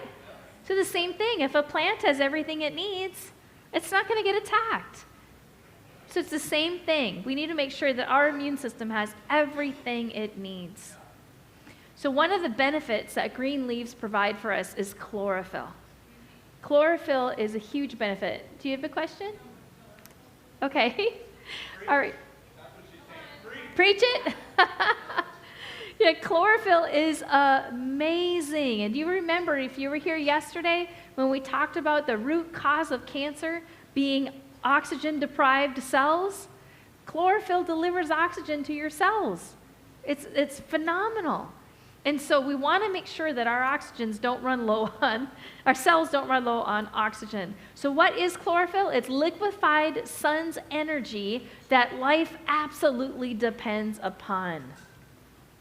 This earth is covered in green, other than the waters, right? It's covered in it. Chlorophyll is similar to our blood. If you've ever studied Anne Wigmore in her introduction of wheatgrass, her life story is phenomenal. The reason she came up with this was she actually got in a car accident. She was injured, and her leg developed gangrene. And they said, we need to amputate your leg. And she said, I'm not losing my leg. I'm not going to do it. And she said, there has to be a solution. Well, her grandmother was a nurse during World War I, and she worked alongside her grandmother, and she remembered her grandmother using green grass as something that would help.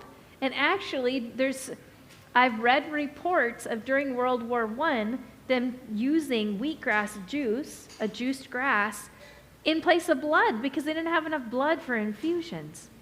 Is that not insane? And if you look at the actual composition of it, it's the same as our blood, except for just one little molecule. It's the same as our blood. So isn't that amazing?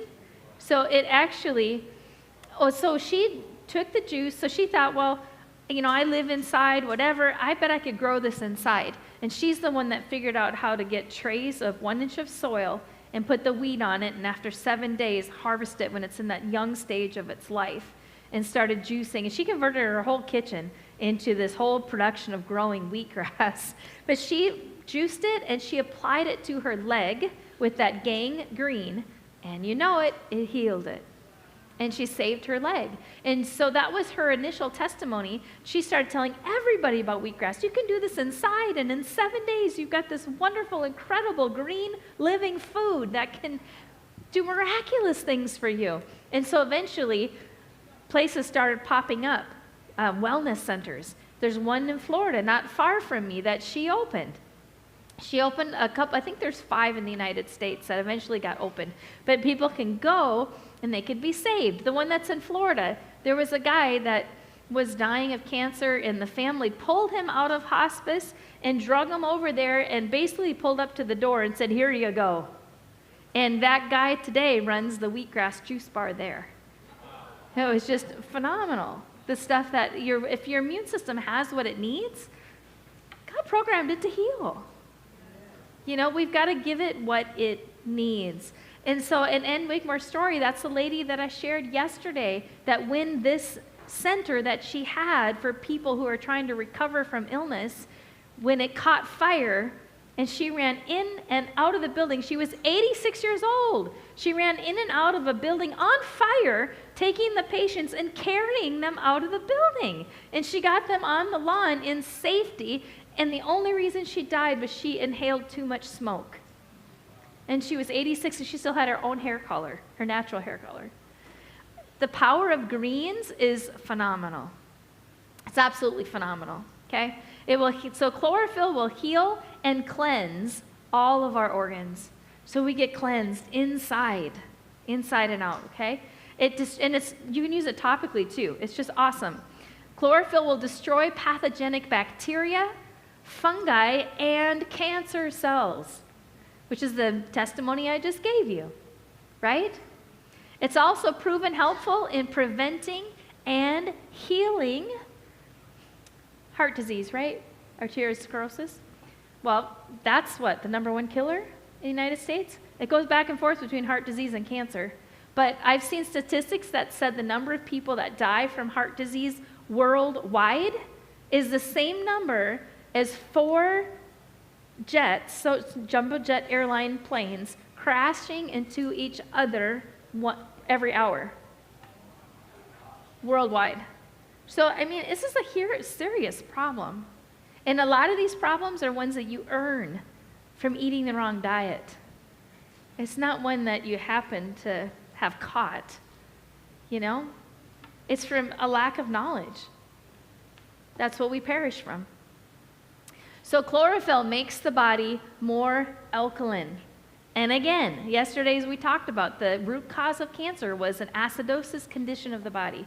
Not enough alkalinic material, right? You're not alkaline, basically, okay? Well, chlorophyll helps to restore that. And chlorophyll balances stomach acid. This is huge. So many people have too little stomach acid. And this is one way that you can restore that. A lot of times we run into people might start having heartburn, things that related to it. And what do? They take antacids to suppress stomach acid. And the whole problem is they don't have enough stomach acid. So you just become dependent upon, I remember going to my in-laws' house and they would buy big jugs at Sam's Club of these antacids, and greens will heal it. Greens will fix that. Yes, Matt? Just a quick thought. And I just came across a social media post like a week or 2 ago about drinking water before and during your meal. It actually would water down your stomach acid anyway, and then your stomach has to process the liquid first. Yes. Anyway, just a thought. Because we're so absolutely conditioned. The waiter comes, is like, hey, what do you want to drink? Yeah, in fact, I learned that almost 30 years ago, and it's just habit for me now, but it's 1/2 hour before you eat, you should stop, And then after you eat, 1 hour before you start. Because he's absolutely right. It dilutes the stomach acid. So very good point, Matt. Glad you brought that up. So, and another way that you can test your stomach acid is to drink 1/4 of a cup of beet juice. And if you see any of that beet color in your stools or your urine, your stomach acid is too low. Okay, so that's a lipid test, huh? If you drink 1/4 cup of beet juice, and then you drink the beet juice, then later when you go to the bathroom, if you see any of that beet juice color in your stool or your urine, your stomach acid is too low. Yeah, so it's just a simple home test. So the next question I have is, are greens a good source of protein? Yeah, but we don't tend to think of that, do we? Our society never thinks of green leaves as protein. And that's one of my biggest irritants when you go to a restaurant or whatever and they say, do you want to add protein? Like the only definition of protein is animal flesh. You know, there's protein in all foods. The only way that you can be protein deficient is if you're starving and you're not eating, because there's protein in everything. But leaves are actually an abundant source of protein. How do these grazing animals build the muscle that they build? How do they do it? And cows, they're just eating grass, right? If you get 100% grass-fed, that's all they're eating. How do they build that muscle? In fact, there's a great documentary out. It's called The Game Changer, and it tracks athletes that eat a plant-based diet versus ones that don't. And the plant-based athletes way outperform the other ones. It's phenomenal. It really is. We have lots of good stuff in our greens. So I'm going to pass around a chart.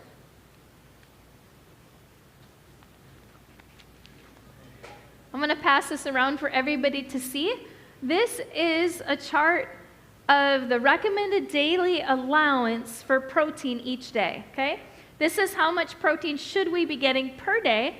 And remember, it's our government's determined amount, okay? It's probably higher than what we really need, okay? But if you look at it, this is a comparison of 1 pound of lamb's quarters versus 1 pound of kale.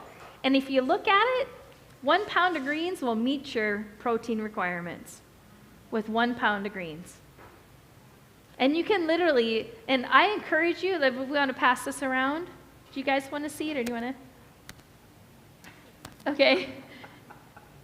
So one thing I would actually encourage you to do is get a kitchen scale for this reason. Or if you buy your greens from the store, it'll have the weight on there. But try to work yourself up to 1 pound a day. If you can work yourself up to that, you're going to hit all your bases and you're going to have reversal of chronic problems in your health start disappearing. And the easiest way to do it is with green smoothies, you know, but try to work your way up. Okay, so greens are a good source of insoluble fiber. So we have soluble and insoluble. So insoluble means it can't be dissolved in water, right? It can't be dissolved. And so it's just going to go through, but as it's going through, it is helping to broom out and sweep as it goes, right? So greens are a great source for that. That's one of the things, even all the issues that we talk about fiber, we want to make sure we're getting our fiber, and greens are great for that. And I've already said this, but it's best to have a variety of leaves, not just kale, because everybody talks about kale as the superfood, but you want a variety. This is Dr. Furman's nutrient density chart. Who's familiar with this? 1, 2? Okay, not very many. All right, so we actually paint this on the walls of the training center in Kenya to just show them. And what he did is he came up with a formula that was N over C equals, and that's the score. And so it's nutrients over calories. Basically, how much nutrients do we get per calorie in this food item? So how nutrient dense is it? Okay, for every calorie that you're eating, how much can we get? Well, kale's top of the chart, which is why kale ended up becoming so popular. But its score is 1,000 for its score. And there's some, if you shop at Whole Foods, Whole Foods Market used to, I don't know if they still do or not, but they used to have his nutrient density score on a little tag by each food item that you would buy. And that tells you how nutrient dense it is. And so you see the greens on the top are definitely the highest on all of it. And then if you go to the far right column there, the one on the bottom, cola, well, we all know we're not going to get much nutrition from cola, right? But yeah, soda. But after that, he's got olive oil. And, I think the reason that's down there is because the olive oil we have today is not what they had or what they get over in Israel. It's not our resource. It's a Middle Eastern resource. And most of the olive oil that we have has been adulterated. It's one of the number one adulterated foods on the market. And so you really want, if you're going to buy olive oil, be very careful with where you get it from. Azure has a really good one. I'll just say that right now. They have a good one. But it's not our resource. Just being honest, where we live, it's not our resource. But then we, French fries, ice cream, cheese, apple juice, all the white stuff. But look at eggs. Eggs have a score of 27. And we think of eggs as being, one of the most healthiest thing we can get. Now you do get fats in there, but an egg yolk should be equal portion of omega-3 to 6. And so if you didn't raise that chicken right, you can be way off balance and have maybe 1 omega-3 to 16 omega-6. So good thing that at least we're learning how to raise our chickens properly, which is great, because fat is hard to grow. So it is nice to have that. But if you're thinking about it, if you're going to have eggs for breakfast, put some greens in with them. Scramble them and put greens in along with it. And you'll notice the difference when you eat those greens, when you eat the eggs that way. Okay? So, and you can find this chart if you just Google it online. You can look it up. But your immune system is really what you eat and what you exercise. Okay? Exercise is very important as well. Move things out. And even like for exercise, calcium doesn't move into your bones unless there's friction. So exercise is very important for calcium. Okay, so you are what your plant eats, because then we're going to eat the plants, right? So we have to have healthy soil, healthy plants, healthy people, right? Dead soil has absolutely nothing to give the plants. And that's what we're running into with modern day farming, is they really only view the soil as something to hold the plant in place, and then they can put the chemical fertilizer on it. And that's basically the only purpose of soil for modern day farming. And then what's sad is they're in such a rush to get the next thing going that they'll, what they call, kill the field. So they'll harvest and then they'll kill it and then start again. And so what are they killing it with? To get it to go, and then they start growing again. And peanuts is considered a cleanup crop. So they'll plant peanuts a lot of times afterwards to kind of clean up soil before they grow again. So my opinion on peanuts is try to only eat them organic because of that reason. And same with peanut butter. Try to only buy that organic. So we would have little need to control pest problems if our soil had everything it needed. So that's why I'm really enjoying talking with Levi about his projects and the pests that he's enduring, because he's working hard to make sure his soil has what it needs. And so that should mean less pest problems. So if we don't work on actively restoring the soil, we're going to deplete it in 5 years. So it's quick that it happens, and we have so much degraded soil. 75% of the world is degraded soil. So make sure when you're gardening, keep it covered. Everything in creation has a cover. Have you ever thought about that? Everything does. So you have Yeshua, right? I have my husband. Trees have bark. Fish have scales. Animals have fur. You name it. Everything has a covering. Everything. And so don't leave that soil that you have bare and exposed to the element. If you see bare soil, you really should imagine in your mind that I've got a cut open wound. How long would you leave that cut open wound like that? Get it covered, because everything has to have a cover. And if it's not covered, you're going to start losing life, and it's going to start to degrade or Wendy? Be bleached out. Yeah. If it takes 5 years to totally degrade soil, how long would you say that it takes to reverse that and be? Well, it depends upon the severity. So, Right. but yeah, I'd If say like it's 2 to dead, 7 like- years. I would say between 2 and 7 years. So it depends. Depends on the severity and how, And so you really want to try to work up the percentage of organic matter that you have in your soil. So if you can at least get to 5%, 10%, that's a good start. And then each year you try to just get more. So when you look in your soil, you can just even see it by the color of it, looking at it to see where it's at. So.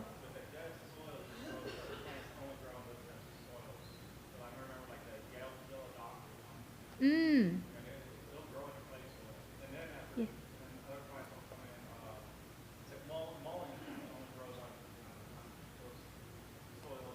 Yeah. Yeah. Yeah, that's great. So he was saying there's some crops that really prefer depleted and kind of dead soils. Like, for example, I'm in Florida, and there's a lot of our native plants love the sand, and they like to just grow in that, which has, not a lot of nutrition for other plants, but it likes that condition. So he was saying there's some plants that actually like that condition. So you plant those first, and that's going to start, building up your population of bacterial organisms and stuff that live in the soil, because they'll start feeding off the roots of those plants, and you can start rebuilding it that way as well, by starting with plants that actually prefer the soils to be depleted. So thank you. That's awesome. Yeah. Okay, so, and then the other thing too I've heard is that some people are getting manure from sources that they say, well, I haven't sprayed anything, or I haven't used anything, that they're not aware of anything that they've used that was harmful, and they use that manure on their gardens, and it gets destroyed. It's taking them 7 years to fix it. And so there's one lady that has a gardening YouTube channel that happened to her, and she's just crying in the video. And they're trying to be 100% self-sustainable and everything. She's just crying, and she's like, we cannot use this soil now for 7 years to fix it and replace it. So that's a big word of caution when you're using manure. Make sure you really know where you're getting that manure from. Like you guys are awesome that you have goat manure that you can use, that you trust. You know what the goat's eating. Because you can really make a mess. All right, so plants have chemicals to protect them from animals and humans too. All right, so too much of one plant actually makes us kind of sick. So have you ever eaten the same thing, and all of a sudden you're like, oh, I don't want any of that? Yeah. Does that happen to you? That's their defense to keep you from overeating them. Isn't that amazing? It's cool how Yah did that. So make sure you have variety, but they also have small amounts of chemicals that can prevent us from absorbing stuff. I mean, they have cool defense systems. All right, so what are the green leaf crops that you guys can grow? Let's popcorn this out. What can you grow? Collard greens? Awesome. What was over there? Arugula. Ooh, that's a nice bitter herb. Awesome. What else? Dandelions. Yeah, and you can cultivate it or get them wild, right? Yeah. Lamb's quarters. Awesome. Plantain. And that's wild too here. Yeah. Awesome. What else? Swiss chard? Yeah. What else? Chicory. Ooh, that's a good one. That's a good one. Kale. Yes. Spinach. Apparently, sweet potato leaves. Sweet potato leaves. Yes, sweet potato leaves are edible raw or cooked. So they're great. Yeah. So that's good. You just popcorned off maybe a dozen? Purslane. Rich in omega-3. Yeah, very good.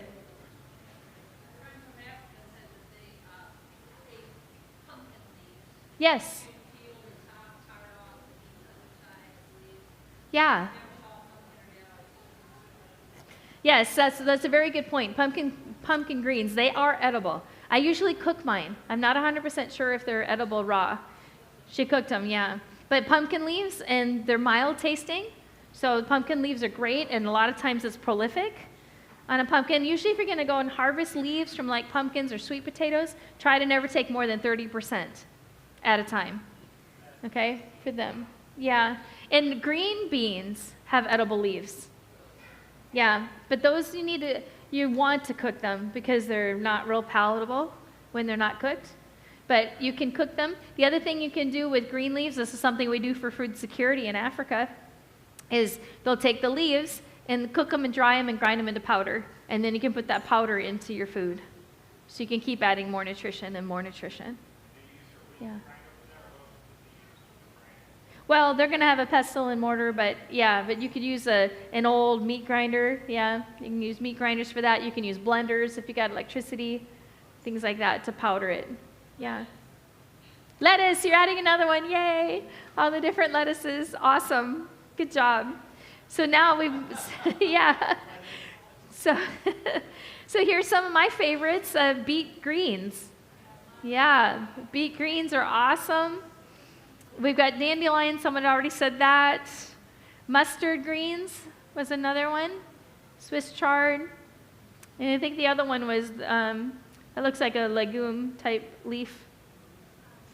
All right, so this is a handout that we created in Africa called the Fabulous 50. So I'm challenging you. Can you come up with 50? So can you come up with what you think is your most fabulous 50 plants that you can try to grow? And maybe you can even, if you come up with your fabulous 50, and I'm willing to share this if someone wants to, but to take a copy of it. But if you're a community, you can divide that up. You know, you guys grow this 5, you grow that 5, you grow that 5, you grow that 5. Well, you see each other every week, so you can swap. You know? Yeah. So what are the different ways that we could eat these greens? Doesn't that dish look yummy? So collard greens make great wraps. And one of the things that we make is called a gorilla wrap. And we take a fresh collard green leaf from the garden, and we spread either peanut butter or almond butter or some kind of nut butter on there. And then we put a banana in the middle, and we roll it up, and it is delicious. It's really good, and it makes a good packed lunch. And so we enjoy doing that, and we just eat the collard green leaf raw when we do that. So cooked greens, this is something that you don't see a lot in our culture, but it's very popular in Africa. In fact, they're afraid to eat greens raw. They're afraid of it. And I think it might be because if they're washing it in their water, maybe they've gotten sick, might be part of their problem. But I'll eat a raw, like I see wild edibles growing there that are ones that I'm familiar with, and I'll just pick one and eat it raw, and they go, they're really afraid of it.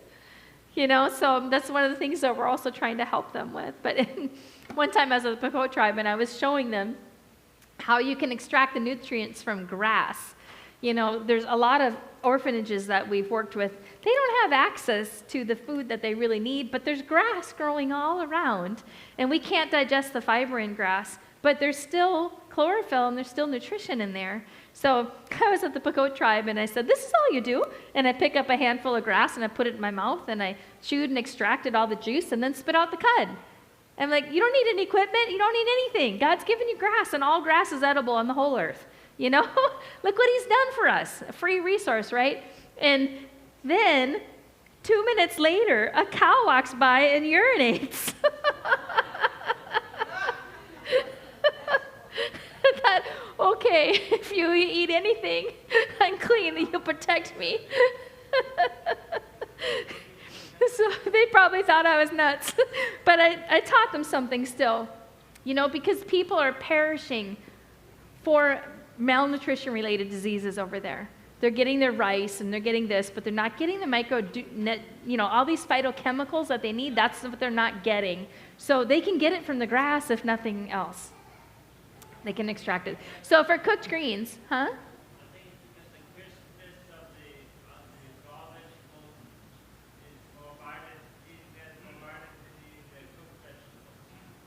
Yeah, it's more crispy. There's more nutrients in the raw vegetables. Is that what you're saying?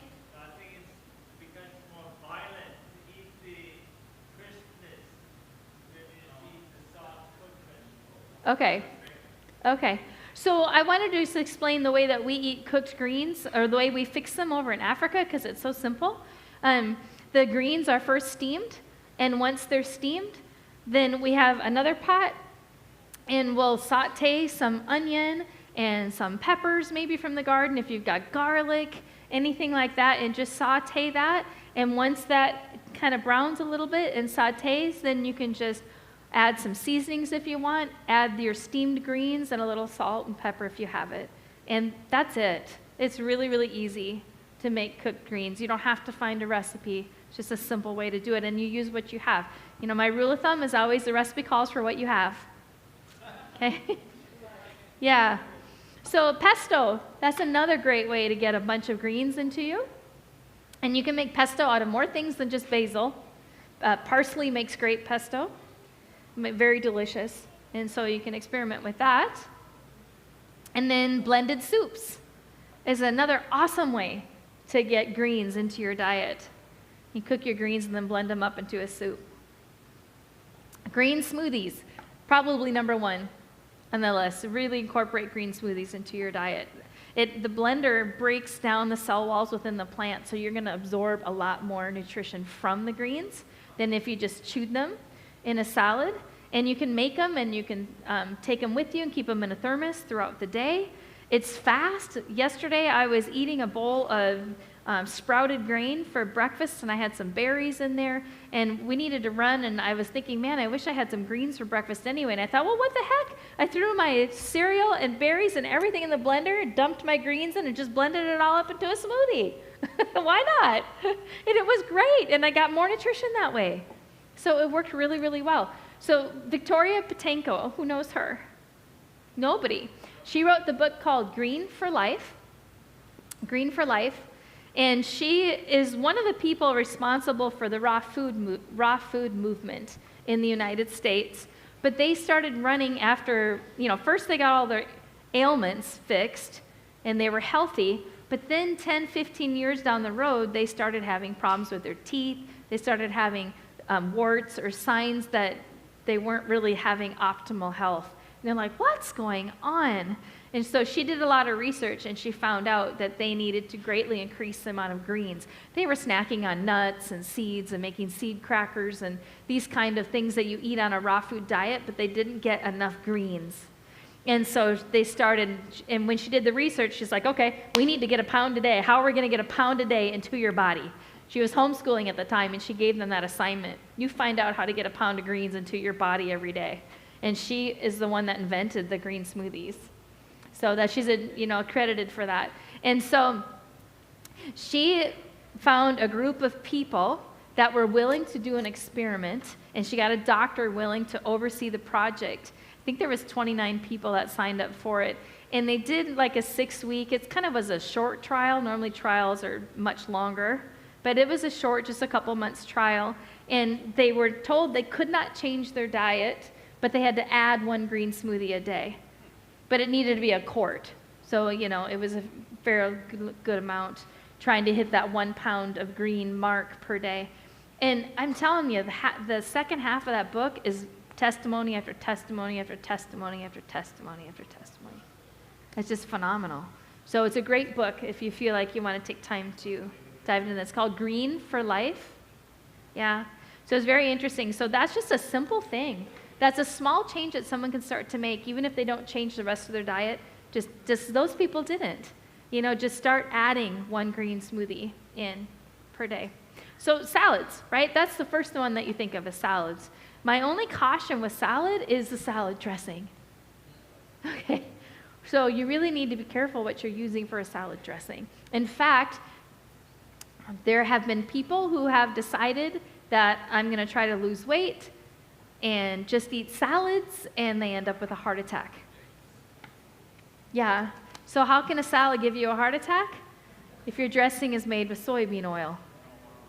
And I'm telling you what, have a good time trying to find a salad dressing in the store that's not made with soybean oil. Yeah. And what's up with that? Yeah, cheap, yeah. So, and I like to kind of limit how much oil I have anyway, because it's separated from the whole plant. So I really like to make salad dressings with tahini, where it's just ground up sesame seeds and the whole plant is there and included, you know. Other sources of fat like nuts and things like that to make salad dressings are awesome. Not to say don't ever have oil, but you want to be careful that you're not having a lot of oil all the time and having salads constantly. Okay? So, yeah, but even that, you don't want tons and tons and tons. So just keep an eye. Yeah, everything in moderation. Okay, so then moringa is awesome. You guys have heard about moringa? No. Wow, yes, yes. Well, moringa is, a lot of people call it the tree of life. You know, it's awesome. You can go to YouTube and watch videos. It's just becoming popular in the United States, where over in Africa, you know, it just grows all over. We have a dozen of these trees on our yard, and we can grow it. You know, you guys would have to either have a greenhouse or bring it and have it in a pot and bring it in and out. You're not going to get a high yield on the greens. But you can buy it from me. Support my ministry, and I'll sell you some greens because I have more than enough of the moringa. But look at this nutritional profile on moringa. So 4 times the vitamin A of carrots, 7 times the vitamin C of oranges, 4 times the calcium of milk, 3 times the potassium of bananas, 3/4 the iron of spinach, so not quite as high as spinach, but 2 times the protein of yogurt. And that's in the fresh leaves. So now if you dry it and you powder it and you concentrate it, we have 10 times the vitamin A of carrots. Now we have a lot less vitamin C. You see that? The vitamin C drops because it's not fresh anymore. But we have 17 times the calcium of milk, 15 times the potassium of bananas, 25 times the iron of spinach, and 9 times the protein of yogurt. So it's a huge difference. And when I talk about perishing from a lack of knowledge, the guy that founded Thrive for Good, he said they were visiting with a woman one time. She was talking about all these malnutrition-related diseases she was having, and guess what? She was sitting underneath a moringa tree. No idea that it was right there. So moringa is awesome, and if you want to buy the powder, you don't have to just buy it from me. If you want to buy the powder, it's not expensive.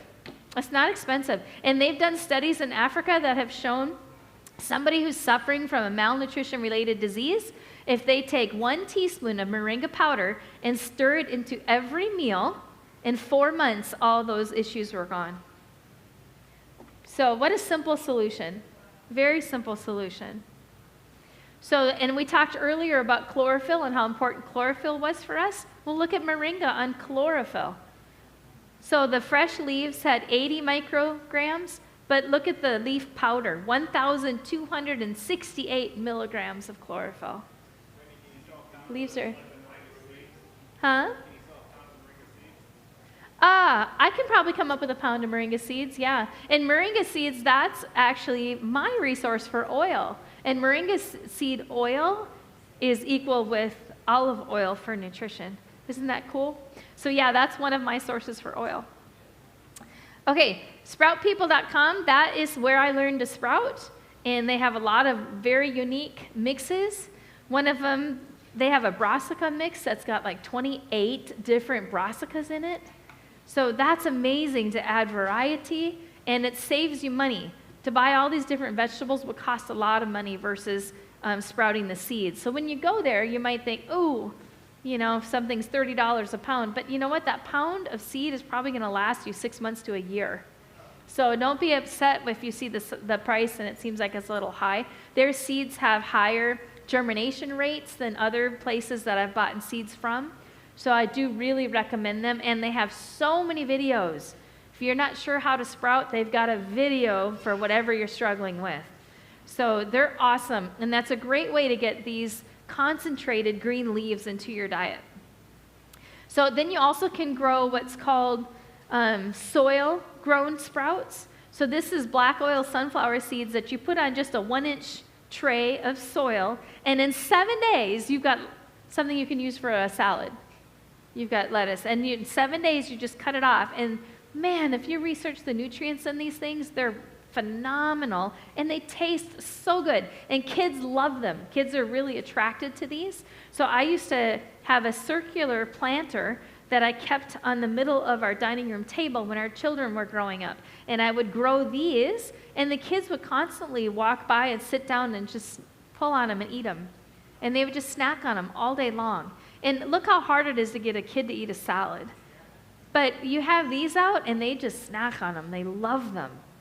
And so it's a really good option. And no pests to deal with, and you've got it in 7 days. And you can just buy a 50-pound sack and put it in a barrel with a gamma lid, and you've got food for a long time. The same thing is true with buckwheat lettuce. And buckwheat is a really fast crop. And you can just cast it outside, and you're going to have mature, to be able to harvest that thing, I think it's like 6 to 8 weeks. It grows so fast.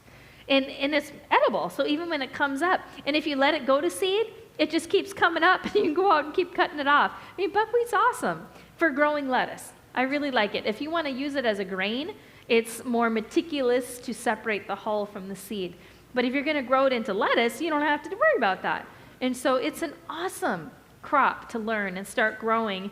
And buckwheat has a very mild flavor. So if you're an iceberg fan, or you can't handle arugula because it's too concentrated, this is the lettuce for you because it's very mild. And the sunflower, this one I forgot to tell you, this actually does have a little bit of a nutty flavor. It's very good. And this is my favorite sprouter.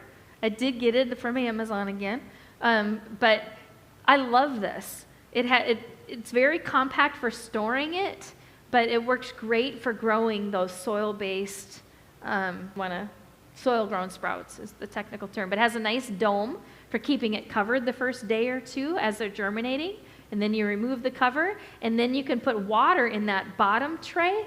Put water in that bottom tray, and then let the roots draw up what they want. Because a lot of people that try to grow wheatgrass and sunflower greens and buckwheat lettuce like this have problems with mold. And so if you're watering from the top, you're going to really struggle with mold. So this way, it just sucks up the water from underneath, and make sure you have good ventilation. You can put a fan next to it. You won't have mold issues if you do that. Okay? And so these are inexpensive, great. Excellent thing to have so that you can have a source of greens inside your house, come what may. You've got lettuce, and it's way healthier than anything in the store. Yeah? They say that you can do it soilless, and I've experimented both ways, and I get much better results if I have some soil in there. Yeah. Even though they say it's possible, it turns out better with a little soil. But when it's done, after you harvest it, those are awesome to put in your compost pile. Just great thing to add. When you're indoors, what do you do for the grow lights? For the what? Oh, what type of grow lights? I've just used what I had, and it worked.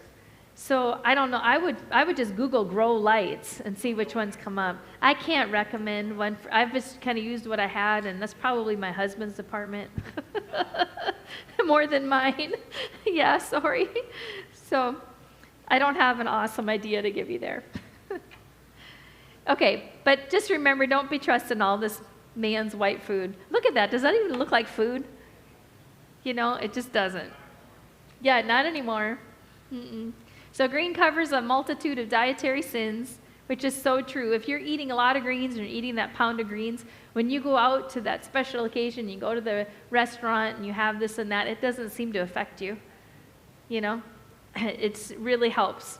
So do you believe that our diet should be, as Scripture says, every green plant that bears seed? Yeah. That's what he told us to eat. Every green plant that bears seed. And is that being taught in our today's society? No. So look to Scripture for our manual. Okay? He's given us our roadmap on how we should live. So let's follow his instructions. And then George Washington Carver, he found 300 uses for one plant, for peanuts. So my challenge for you, can you find 300 ways to get greens into your diet? You guys can make a difference. I know you can. So just remember, greens don't have a side effect of cancer. So go for it. Yeah, they absolutely don't. I have a question. Yeah. Okay, back real quick. Yeah. So what's your opinion on like the green powder stuff that you can buy, like the supplement green powder? Yeah. They're awesome. Okay. Yeah, and one of my favorites is doTERRA. I don't know if anyone has doTERRA essential oils, but they've got a green blend that's phenomenal. And if you have a monthly membership with them, it's not as expensive as like going to Whole Foods or something to get a green blend.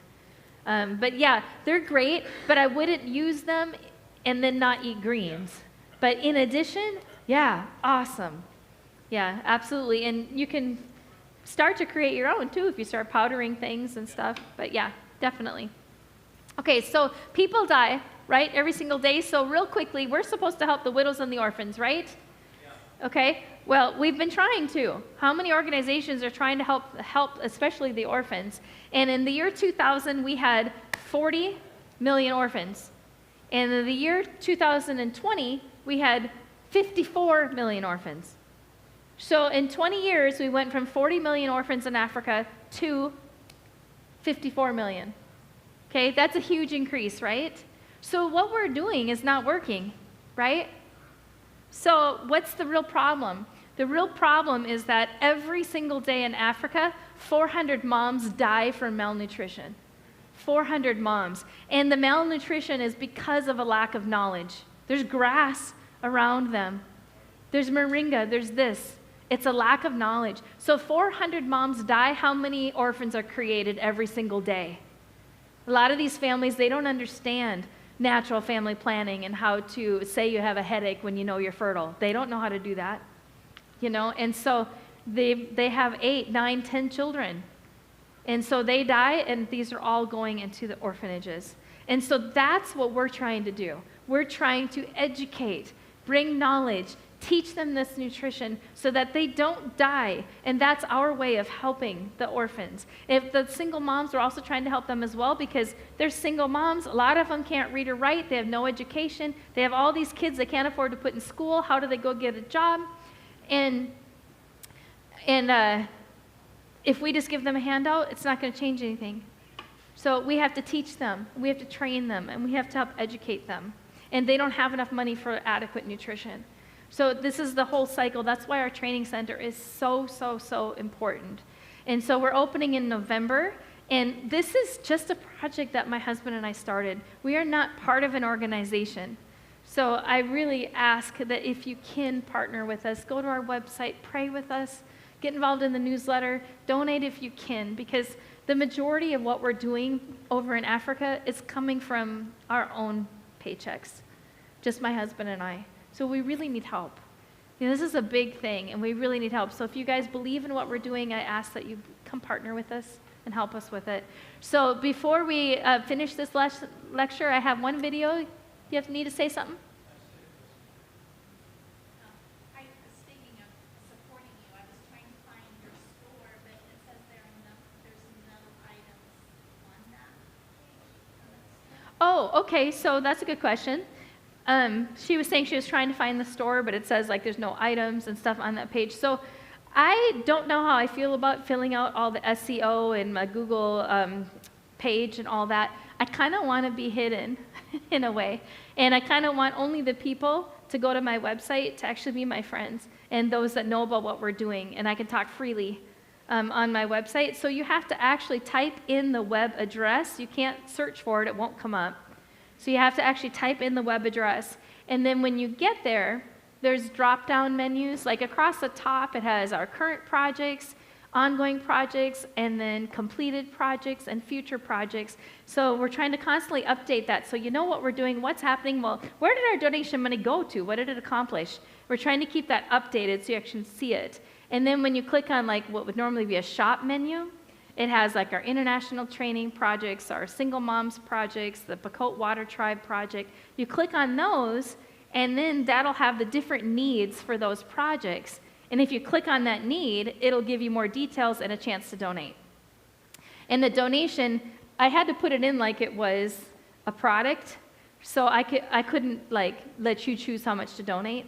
So I put in a figure, and if you want the donation to be higher than that, you just have to increase the quantity until it matches what you feel led to give. Okay, so that's how it works. And if you have individual issues, I can show you there. Yeah, and then there's also a tab for in-person workshops. I have 12 different workshops listed there that groups and organizations can actually have me come in to teach their community so that I'm teaching locally that way. And those are also fundraisers, that we can help do so we can continue to just equip the entire body, whether it's in person, online, or overseas. And eventually I'm putting online courses on that same website, but they're not completed yet. I'm still working on the first one to get that done. So that's where I'm at with that. So anyway, I just got one quick YouTube video to close out this session. I'm actually present in almost every single scene, but I'm behind the cameraman, or in the very end when they're sitting in the classroom, I'm 2 rows over to the right. You just can't see me. But this is from the training center in Kenya that I worked at. And I wanted you to see it because what we're doing in Liberia is almost exactly the same. We're just going a little deeper, and we're bringing Torah into that, and we're bringing some other things to it. So that'll give you an idea. This evening to the urgent warning, now that 4 countries are on the brink of famine. African countries top the list of recipients of Chinese foreign aid. Already promised to double the U.S. foreign aid. A developing country must own its path to development. Poverty exists in our world. What will it take to create lasting change?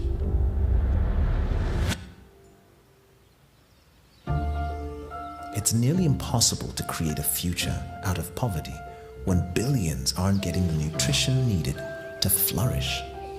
Not just from the lack of food, but from the lack of healthy, sustainable food. Most of the people are lacking varieties in their diet.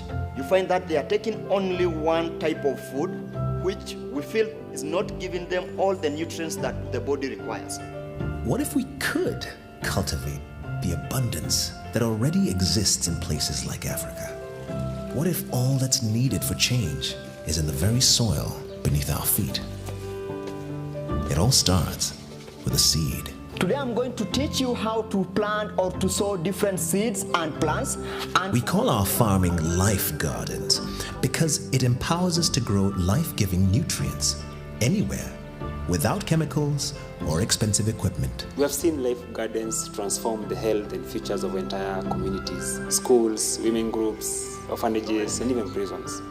Pairing modern organic farming techniques with carefully selected crops provides the essential foundation for life-sustaining health. After learning about natural medicine and growing health, my life changed. Within 2 days, my body was completely healed. I never experienced malaria or allergy again. Growing life gardens not only lifts individuals out of poverty, it renews our planet for future generations. Our gardens nourishes the soil.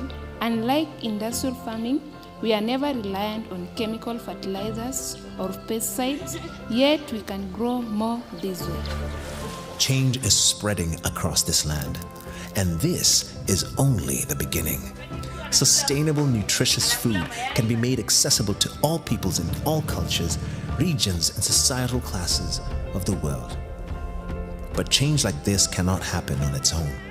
We all need to do our part. By joining this movement, you are becoming part of an unstoppable force that will help to end poverty together. You are investing in the sustainability of this earth and every human soul that depends on it to thrive.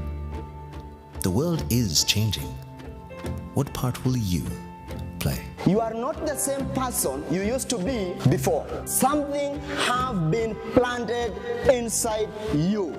You have a seed, and you have to sow that seed to the community.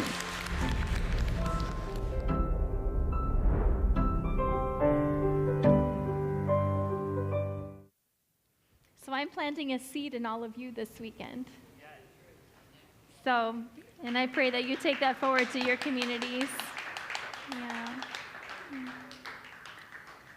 Well, do you want to jump into beans, or do we need a potty break? Quick break? Okay, let's do a real quick break, and then we'll jump into our beans.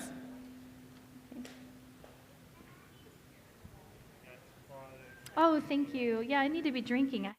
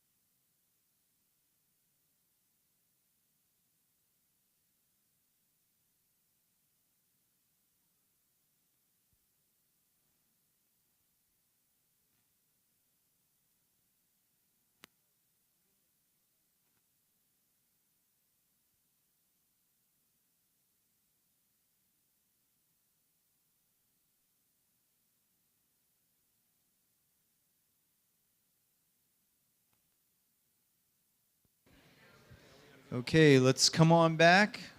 We got a few more things.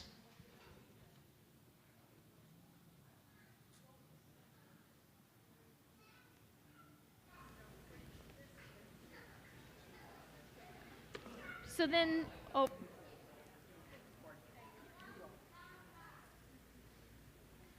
We'll have to skip that video then, on the soy sauce. They can watch that at home. I'll tell them about it. Mm-hmm. Okay.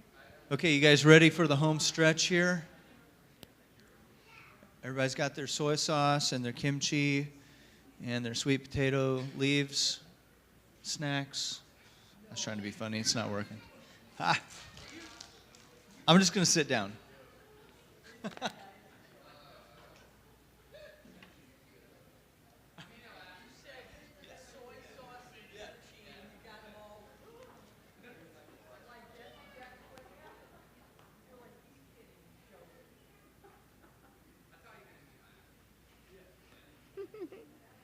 Am I good to go?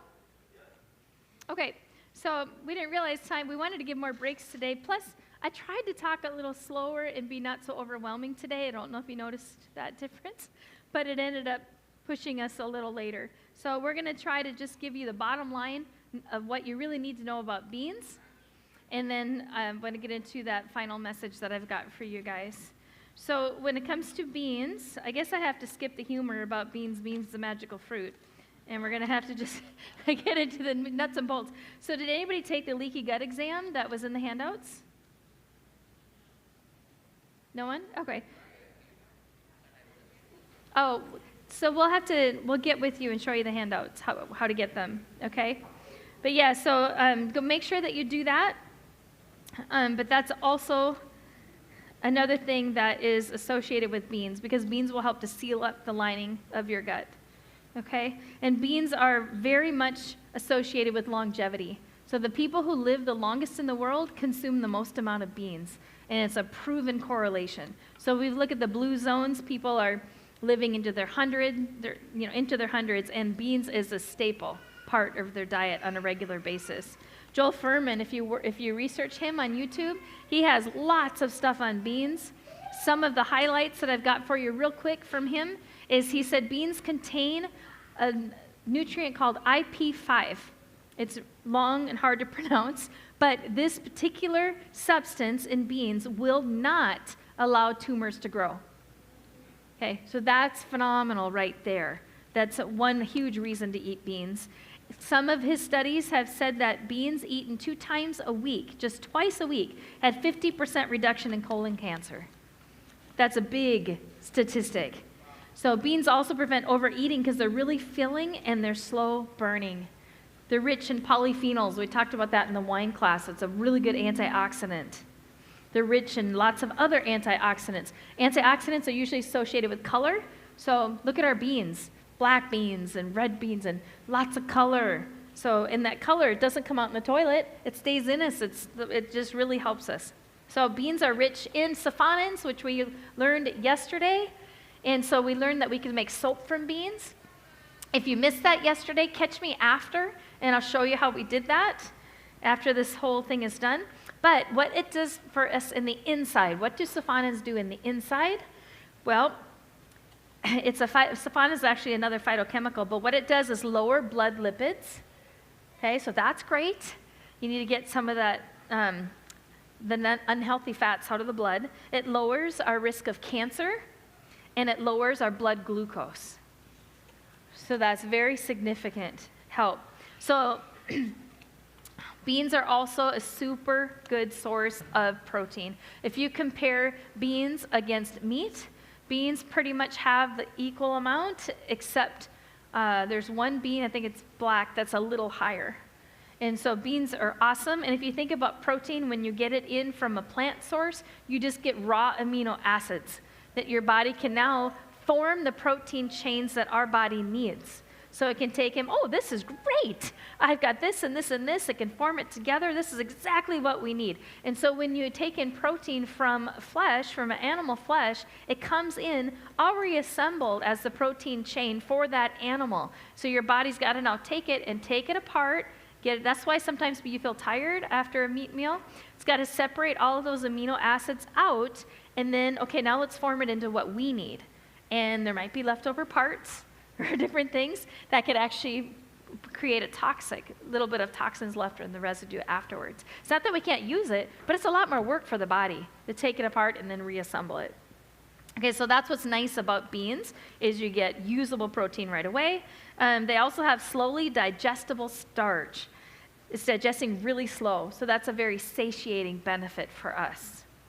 The other thing is beans have 90% resistant starch, which means we don't absorb those as calories for us. Okay, so 90% of the calories of beans doesn't get absorbed by us. It's there to feed the good gut bacteria. So really, the more beans you eat, the more weight you lose.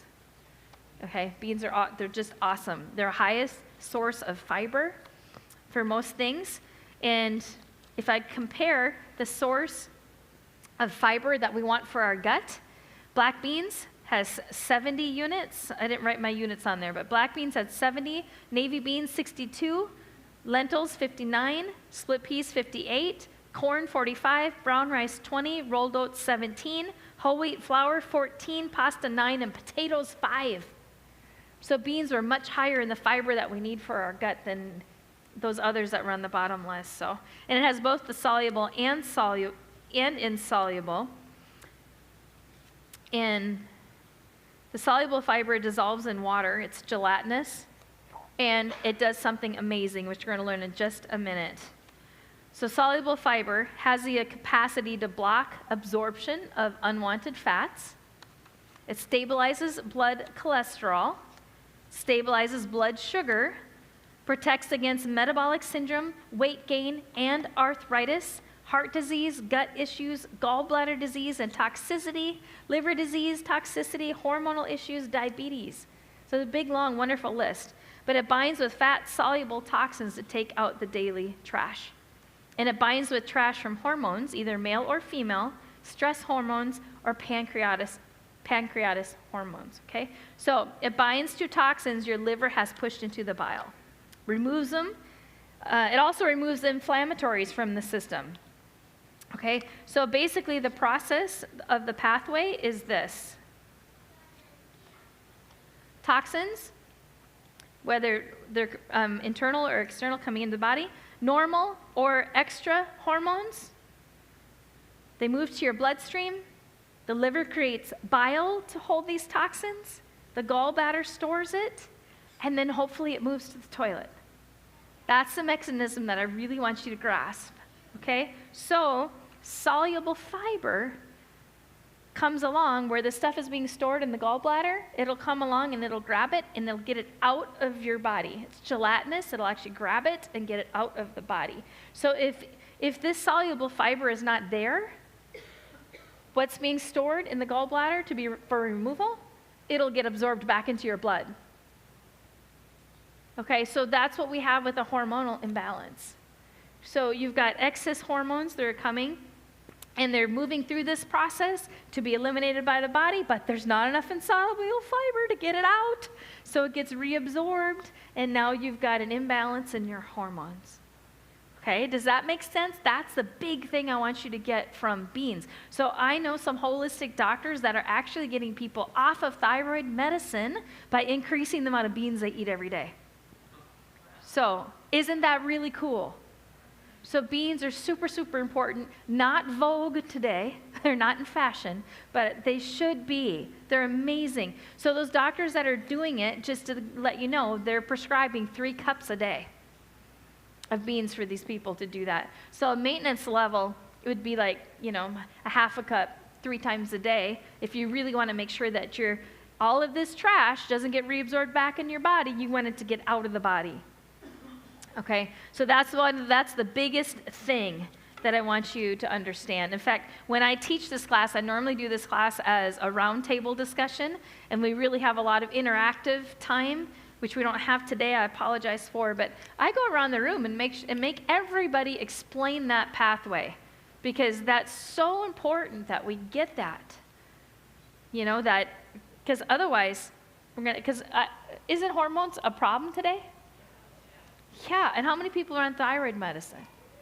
you know? So, and I've talked about beans a lot throughout this weekend, but that is huge. So if the trash doesn't get taken out, here's the list of side effects. You ready? If it gets reabsorbed into your blood, anxiety issues, inability to handle stress, joint swelling and pain, gut and digestive issues, ulcerative colitis, IBS, irritable bowel syndrome, hormonal issues, PMS, menopause, thyroid problems, skin issues. Did that resonate with anybody? And that's what most of Americans are struggling with, a lot of that stuff. You know, and everybody says don't eat beans, and they've got every reason under the sun why not to eat them. They're phenomenal, and they're given to us for a reason, okay? So some ways that you can eat beans and get them into your diet. Now, if you can't eat beans 3 times a day, there's other things rich in soluble fiber. Psyllium husk, for example, 1 tablespoon will equal a serving of beans. So in the morning, you wake up, you don't want beans for breakfast, you know, you can take a tablespoon of psyllium husk, but just drink lots of water and after you've done that, okay?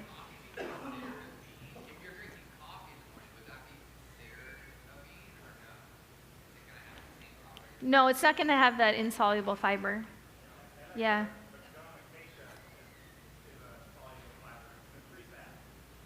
Really? Huh. That's awesome. I need to stay and talk to you guys some more. That's great. But in my opinion, I wouldn't think coffee is. Do you know that answer, Matt? No? Okay. All right. So just have your coffee and your beans.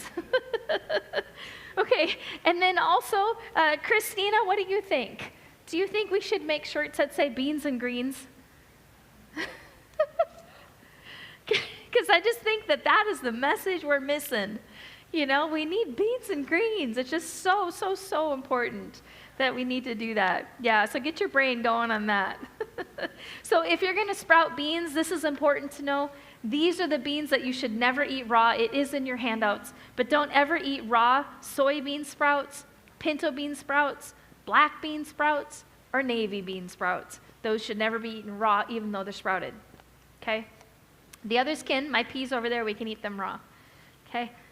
You sprouted peas like what I made yesterday. We'll open them up later because most of you guys saw that. But you can take those sprouted peas and you can dry them, dehydrate them, and grind them into a powder. And guess what? You've got your own smoothie protein powder. Okay? Yeah, you don't need to buy all that stuff. You can make bean flours. When I make bean flour, I soak my beans first, and then I dehydrate them before I grind them into flour so that I've done that soaking part. When you buy bean flours in the store, that's not the case. So it's more digestible if you can soak them first and then dry. And beans go through a flour grinder really well. They're not hard on your grinder. So in your handout, I've given you lots of different measurements, like how many cups of beans equals a pound.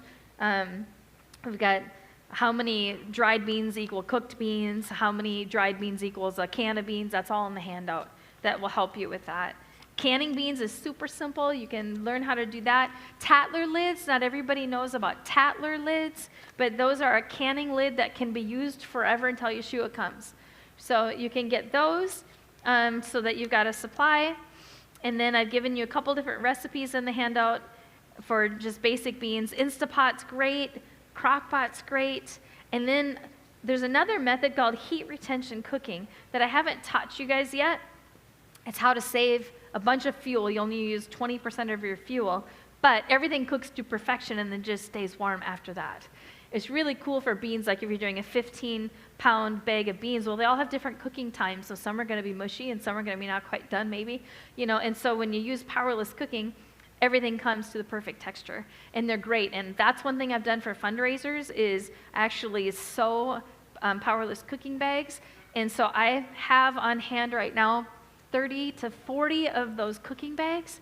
So if you want to have me up again and we do a heat retention cooking class, maybe I can help sell those bags, and then you can benefit from having the bags. It's also called hay box cooking if you want to research that. Hay box cooking. Yeah, it's what they used to do years ago.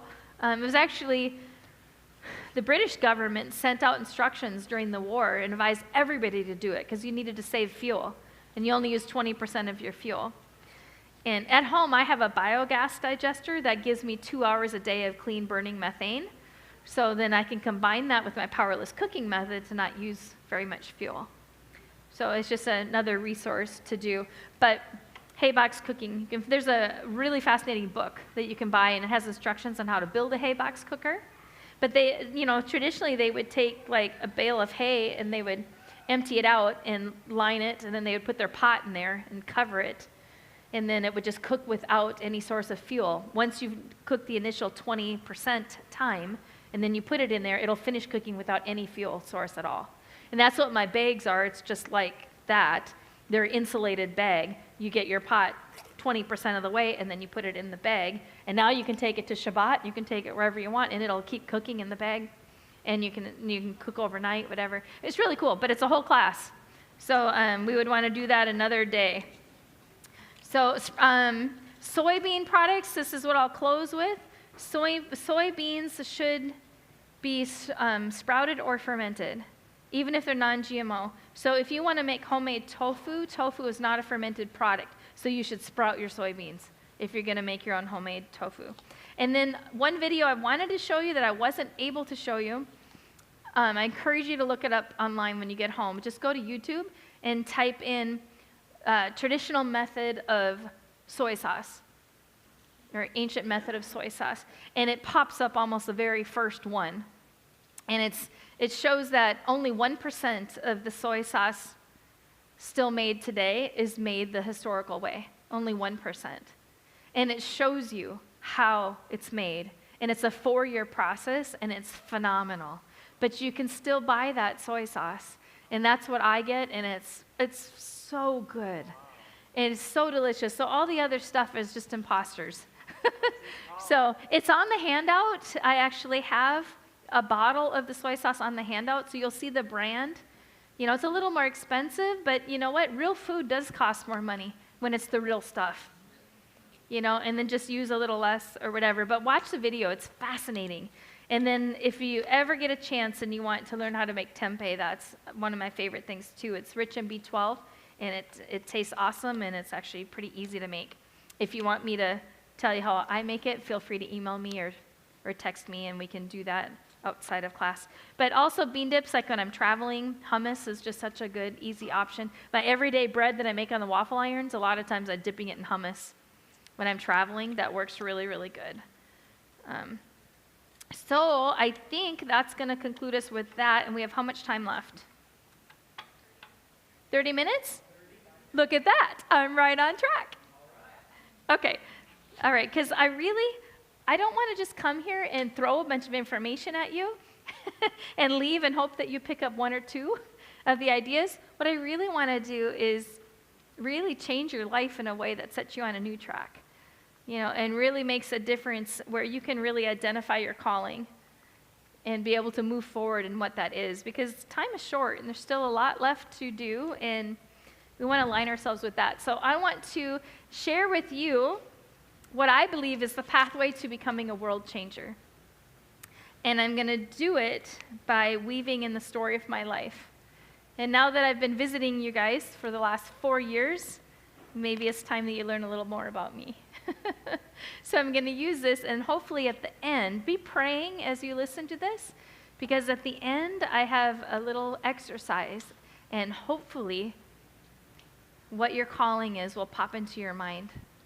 And then maybe we'll have a few minutes to see if somebody really had something pop in that they've become evident is their calling in life. So, who am I that I should make a difference in the world? You ever think about that? You think, how could I do that, right? I grew up in Minnesota. I grew up in the country surrounded by a wildlife reserve. I had no neighbors. And I loved it because we kind of lived off the land. But when I went to school, they thought, they labeled me a ricer. I was this outcast person. And I got bullied a lot. Got bullied a lot in school. And then when we got to high school, they gave out leadership awards. And I didn't get one. And I kept thinking, what did they not see in me? I really think I could be a leader. but they didn't see it. And then they gave out an award for the most dizziest person, and guess who got that award? I got it. And then I found out later in life, now I'm going to bounce back around in my life a lot, so it's the Hebrew, okay? I recently found out that I am Sami, which is the only indigenous tribe in all of Europe. And as I began to watch movies about the Sami tribe, I found out that they were the outcast of society. People bullied them, and they were not held in high regard. They lived in the forest, and they did everything in line with nature. And everybody thought they were kind of weird. But I can identify so much with my ancestral roots. But who am I with absolutely no secondary education that I should change the world through education? You know, I had a career choice out of high school. It was to become a mom.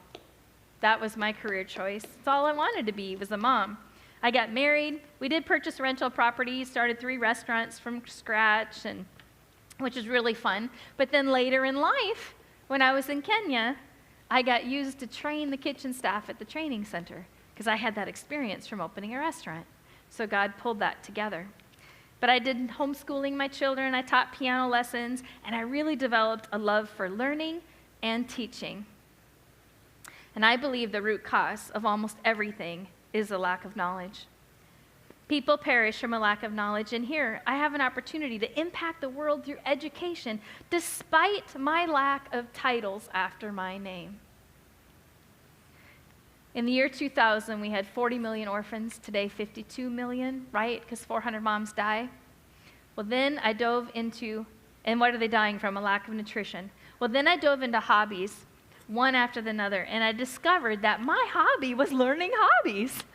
How great for my husband. Get all the equipment. Oh, now we're on to this hobby.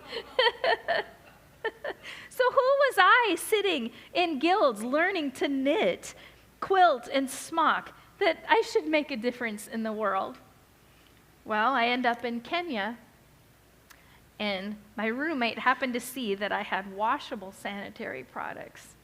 And she saw them, and she went, "Oh, what is that?" And I was embarrassed. But I let her see them, and she said, "You have to teach us how to make these. You have to." And I thought, what? And she said, "You don't understand that we don't have any products." And she said, "We don't have money to buy the products. If we do have money to buy them, we get like chemical burns from them. We don't know what's wrong, but they don't work." And she said, "We don't have money." And then the boys know that. So then the boys come to the girls and they say, "Hey, I'll give you money for this, because if you have those products, you can be in school and you're not home for a week sitting on corn cobs and cardboard for a week, missing your exams because you missed a week of school." So the boys come, they say, "Here's the money." And then you go to the store so you can get your stuff, you can go to school. And then 2 weeks later, the boy comes back. Well, who knows, 2 weeks later, that's when you're fertile. And so they have girls getting pregnant as young as 9 because of this problem. She said, "You've got to teach us." So I went up to the front of the class and I said, "All women, please meet me after class tonight." So after class, they came and we got in there and I said, "I'm going to teach you." And first of all, I taught them how to know when you can get pregnant or not. Very simple rule. If you're wet, a baby you get. Very simple. But I sat and talked to them, and I taught them how to make these. And a couple days later, the men came up to me and they said, "Why are we not included in that class?" And I was like so embarrassed. How can I have men in this class? And they said, "We have daughters. We have wives. You have to have us in this class." And so we ended up buying them a sewing machine, incorporating it into the curriculum. I created a pattern that was digital that could be emailed out. And the next time we were there, my husband went with me, and it was time to teach that class. And I was on my way to class, and I got delayed. And I thought, "Oh, it's Africa. They'll just wait on me." You know, they don't keep time real well. Well, I get there, and I walk in, and who's teaching that class? My husband. I couldn't believe it, but he understood the importance and how important it was. In my last trip there, I found out that pattern had gotten emailed to all different high schools. And they're teaching those girls to do that now. Because in my early years, I sat in these guilds and learned how to do this. So when I went, I knew what to do. And I could quickly make them a pattern. And now these different high schools are all sewing these. And girls aren't getting pregnant as much because of that. So I realized my hobbies were just like Daniel in the movie Karate Kid, who started with wax on and wax off, but he ended up defending a nation. I was establishing tools for my toolbox, and I didn't know it. I wonder, how many of you question your own ability to make a difference in our world? Some of my early triumphs that I consider silly was I used to struggle with the laundry, and I'd call Grandma all the time, "Grandma, come get me caught up." And she would come, and I struggled all the time. And then I went to a weekend seminar on the power of your words. And I went home, and I thought, I'm so good at the laundry. And I just spent all week, I just rock at this. You know, all week long. And do you know, I have not struggled since that week. Since that week.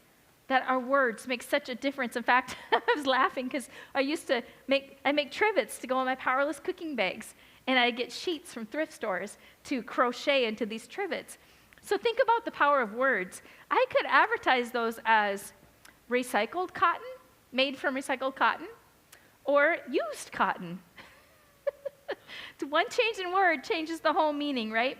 But over the years, I began to ponder, how can I really make a difference beyond my family and friends, beyond our four and no more? How can I make that difference? I started to ponder that, and at that time, my neighbor next door, I noticed, as I got to know her, every Wednesday, she would make a big pot of soup and a loaf of bread, and her and her husband would pray all day long, "Abba, show us who needs this food. Who needs it?" And they had been doing this for years, and they never failed to find somebody who needed it, ever.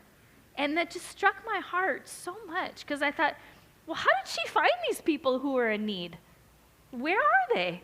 And how do you walk up to some stranger and excuse me, how do you do that? How do you connect with them? And I pondered these for a long time. It was such a testimony to me. But my life continued to go on. I got certified in plant-based nutrition, and one of the things I said when we left was speak up. Do not remain silent, for you know more about nutrition than 95% of the people around you. So don't feel like you don't know enough. Just start speaking up. And this was early lessons for me in discipleship. I also saw the woman, the maker of the mole Mexican sauce. She, quote unquote, she says, "Well, I know a little, not a lot, but what I do know, I want to share." And that really set seeds in me for discipleship. Discipleship is everything. And how often do we think, well, I can't lead a group. I can't do this. I can't start a Shabbat fellowship. What do I know? But you can. Just start. And you will learn as you go if you don't have enough already. Discipleship isn't about knowing all of it. It's about willing to share what you do know. And it'll grow over time. My husband and I started a Shabbat fellowship, and we felt like, we have to be under an umbrella of somebody. We don't know enough. What can we do? And we kept wanting to connect with another group that could assist us, but we just kept sharing what we know, sharing what we know, sharing what we know. We now have a handful of Shabbat fellowships in Africa that we're discipling every week. It's just because we just say, okay, Abba, we'll share what we know. And he makes up the difference. And he does it. And then I learned, it looks like this is out of order.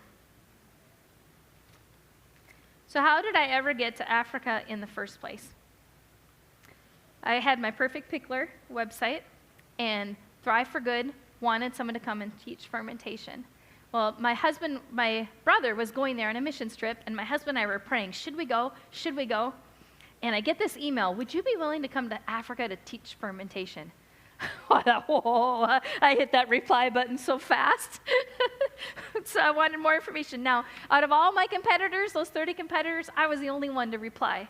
to that email. Nobody else replied. And I told my brother about it. My husband and I started praying. And my brother said, well, when do they want you to be there? And he said, I asked, and they said, 3rd week in January. So I asked my brother, when are you going? He said, 3rd week in January. So he said, ask what country they're in. Africa is a big country, you guys, much bigger than America. So I said, well, what country are you in? And they said, Kenya. So I asked my brother, what country are you going to? He said, Kenya. He said, find out what town they're in. So you know it, 1 mile away. 1 mile. If that does not scream that this is a calling, you're supposed to do it, then I don't know what it is, right? So that trip to Kenya impacted my heart to never be the same again. Started with my neighbor making soup and bread. What was that mechanism? From A to B. How do you get from my 4 and no more and just doing your own life to becoming a world changer? What does that look like? What is that mechanism in that pathway? Then I started helping at a local food drive. Maybe that would help me to start helping people. And so I did that. But not saying that that's a bad thing to do, but I struggled with it because the people to me seemed like they weren't really starving. They were struggling with drug addiction or other things, which maybe just wasn't my calling. But I really wanted, where's the person that's really, really struggling and suffering? So I asked the question, and I cried out to Abba. And I said, where are the severe, poor, and needy? Where are they?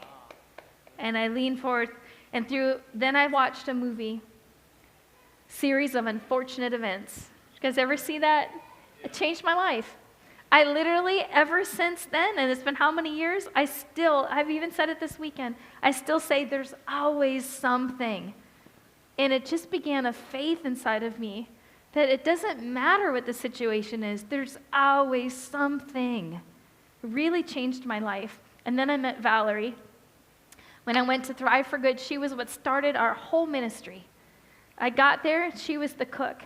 And I started to develop a relationship with her, and I come to find out she was abandoned. And in Africa, oftentimes when you're abandoned, that husband might as well be dead. He's not a father to the children, they disown the children, he's not held accountable. So she found herself with 4 children, and how do I survive? And I started connecting with her, and Abba really spoke to me that I was to minister to her, and I thought, how can I do that? How can I help? And it just said, okay, we'll figure it out. And we just started. First thing I did was help her get caught up on her back school fees. Then we figured out how to get her into a business so she could have enough income to become self-sufficient. We got her living in a safe place. She was not in a safe place. She didn't have food or a safe place to live. Later, she told me that she had decided that it would be better if she bought poison, and she gave all of her children poison and herself, and they just all die because she had no way to feed and clothe and house them. And so she thought that was the best solution. And she stayed up all night holding her children, and in the morning she put the poison in all of their food, and she called them to the table. And as they were coming, a voice played in her head that said, what if they die and you don't? And she pulled back, and she got rid of the food really quick. And that night, she spent the night on her knees, and she said, if there really is a God, if you're real, you have to show me how to take care of these kids. You have to show me how to do it. And that next day, she found out about the job with Thrive for Good, where I was. And it was the other way up side of town. She had no idea how to get there. She had never heard of it before, so it was definitely a hand of God. And she started everything that we're doing today, all stemmed from her. And today she has a Shabbat group with 12 single moms. It's the one we just visited and gave the seats to. And she's mentoring more single moms, really helping them to get self-sufficient. It's just a phenomenal story. But then we moved to opening our Liberia training center, and the situation in Liberia is way worse than Kenya. The people are literally starving. And there's no animals. You go to Kenya, it's like a safari everywhere. You go, and we would leave the airport, and there's zebras across the road. In Liberia, I didn't see a bird. I mean, there's just nothing. Because I found out if anybody sees anything that moves, they eat it. Because they don't have anything. You know, they were in the river trying to catch catfish with their nets. And someone asked, well, do snakes come by in that river? And they said, well, yeah, but the women just grab them, cut the head off, and in the soup it goes. You know, anything, monkey, bugs, anything, because they don't have food and they don't know how to grow food. And so it's essential that we get this started with them. But we learned that 80% of the world was fed by small-scale farmers. Before broad-scale agriculture, 80% was fed by small-scale farmers. And so we can return to that. Giving food, if you actually give food, like we used to do, just give food, it puts local farmers out of business. And we changed the whole system by all this giving. That's why it's so important that from now on we give a fish. And we don't give a fish, we teach them how to fish. The whole point of the education. So when I traveled to Liberia last time, and I'm getting closer to the end, but when I traveled to Liberia last time, I brought a 2-ounce jar of kombucha. And I brought that to give to the wife of the couple that's running our training center, managing it for us. And I had to check it in the suitcase, which goes in the bottom of the plane. You know, it's not pressurized, it's freezing. I thought, how is that going to actually survive? And I just prayed over it. We got there and we set up the kombucha. And before we left, she comes walking out. Did it live? And it's got this beautiful SCOBY on it. And I was so excited. And I'm like, yes, it lived. And I said, you can use this to generate income for your family. And so I showed her how to make it. And there was trash everywhere in Liberia. They just piles and piles, and they just burn it, and it's not all collected neatly in the pile. It's everywhere, and a lot of plastic bottles. So I picked those up, wash them out, fill them up with kombucha, and start selling it. So she started selling it, and testimonies started pouring in. People who had diabetic problems, they couldn't eat rice, and which was basically the only food they had, you know, could now consume it, and they were having all of these amazing things. Well, then our training center opens. And our one guy, a resident trainer there, we brought him from Kenya, he's trying to double dig, which is turning over 2 feet of soil, 5 feet by 20 feet. He's doing it by himself every day, walking to the training center, double digging them, walking back. And she says, you know, maybe we could take the money I've earned from my kombucha sales and advertise to the whole community. If they come and help us double dig these garden beds, we could pay them with my money. So they advertised it for $1.50. Come and double dig a 2-foot bed, 5 feet by 20 feet. The whole village showed up. And in 5 days, they dug 115 garden beds. So this little 2-ounce jar of kombucha that I took over there changed a village. Because as they came and they saw all of this happening, they became involved and they realized we can grow food. It's not just the farmers. You don't have to go to agricultural school. We can do this. And it just made a huge, huge change. So we want to empower sustainability. Our training center in Liberia has the impact or the potential to impact the lives of 60 villages per year. And you can be part of that if you want. I'm a firm believer that every single person has a resource. We had a guy visit us, and that's one of my passions and goals, is to empower sustainability by finding creative solutions for identified problems from these resources that everybody has. So like we had a guy who has an orphanage in Uganda stay in our house, 400 kids, and I'm trying to figure out, Abba, what's their resource? What can help them? What's their resource? Praying. I had one day with him, and I'm praying, and then he's there, and I go out and show him our biogas digester, which produces fuel, and you can feed it with human manure. And I thought, well, they've got hundreds of people pooping every day. That's something. And then we got to talking about gardening, and I started telling him about how there's farmers that have businesses in Africa, not your country of Africa, a different country, which means they would not be competition, that are selling fertilizer. And he says, and all of a sudden, this guy just explodes, and he says, I've got 700 people peeing and pooping every day. And I thought, okay, that's not the resource I expected, but everybody has a resource. Everybody does. You know, you've got a resource. Every single person has a God-given resource. You just have to figure out what that is. So what about you? You know, what is your resource? Can you see yourself as a world changer? Have you ever heard of Johnny Appleseed? You've heard of him. You know who he is. What he did wasn't all that big and significant necessarily, right? He probably thought of himself as an average Joe, as an average guy.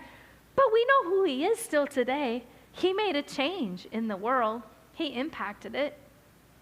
I like to think of Laura Ingalls Wilder. I love her because she made a change for me. What did she do? She wrote a book. And that book has changed so many people. A lot of people, when they get to the end of their days, they get older and they end their days, they write a book to pass on. And that makes such a huge difference for the next generation. I went to a herbal conference one time, and the plant walk guy was renowned all throughout the United States, unbelievably knowledgeable. Why? He has his grandmother's journals. And she kept a journal on all the plants and the tinctures, and she kept all of that, and he has them. So that made a mark and a change. That's a simple thing. As she was making her journals, her garden journals, she probably never thought that 3 generations later, my grandchild's generation, that all of us in the United States would be gleaning from that healthful information that she left behind. Mully, a guy in Africa, watch the movie Mully Farm. All you have to do is look it up and watch Mully Farm. It's free on YouTube. It's free on YouTube. This guy ended up taking in over 12,000 children. He's the only African that got a book on the Christian heroes written about him. And I'm excited to tell you, I visited his home in June this year, and I got to see they're self-sufficient. They're not only self-sufficient, they're helping with their excess to the community. It's phenomenal. So watch his thing. And that's one guy and the difference he made. Rob Greenfield is another guy that I like, just, average, normal guy, but he decided to go 1 year without spending a penny on anything to eat. He was going to have to supply everything, and nobody could give him anything. And you can go to YouTube and watch his story, 1 year of living without spending money on food. And it's phenomenal. And now he's famous. He goes everywhere because he proved it. Rob Greenfield, R-O-B, Rob Greenfield. And he actually moved to Florida because he'd be able to garden year-round. And he went to the same garden club that I go to, so I actually got to know him, see him a few times. I gave him one of my powerless cooking bags. But his story's phenomenal. If you go to YouTube, it's really neat. But how do these people manage to make an impact? What's the pathway? What's the mechanism to get from A to B?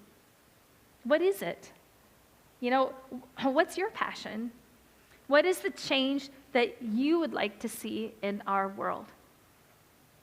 Something that's super simple is just to attend a board meeting, a school board meeting. You may not have kids in that school board meeting, but you can go and you can make a voice and you can say something. That's a simple thing that all of us could do. So here's a question that I have for all of you, and I hope you've been praying throughout this message. But here's the question. If you had no restriction in your life, none, if you had all the money you needed, you didn't have to worry about taking care of children or parents or anything, dogs, pets, no restrictions whatsoever, what would you do with your life?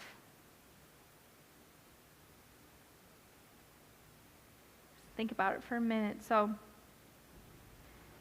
let me see a show of hands of anybody that had something immediately pop in their mind. You had something? Anybody? You had something? Anybody else? Look at that. Look at that. Okay, you know what that is? That's your calling. That is your calling. And so you have to think about this, what I learned from that movie, the series of unfortunate events. There's always something. And so if it's your calling, then there's a solution out there for your obstacles. It may be a timing thing. It may just be that it's not the right time, or you haven't looked hard enough at a solution to your obstacles, because that's an absolute calling. And so begin to pray about it and ask the Father to show you if the time is right, or maybe it's a journey that those obstacles begin to start moving out of place and you can walk in that calling that He has for you. I saw a movie recently, a Titanic remade into 3D. And in the movie, as the boat was sinking, there was a mother, as the waters were coming up over the bed, there was a mother reciting a poem to the children in the bed before they drowned.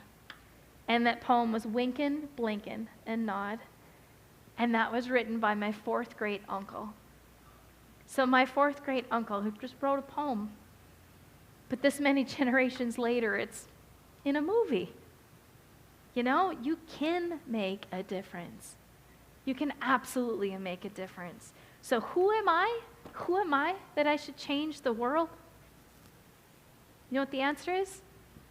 I'm a person who asked my Heavenly Father the question, where are the poor? And how do we create solutions for lasting change? Just a simple question.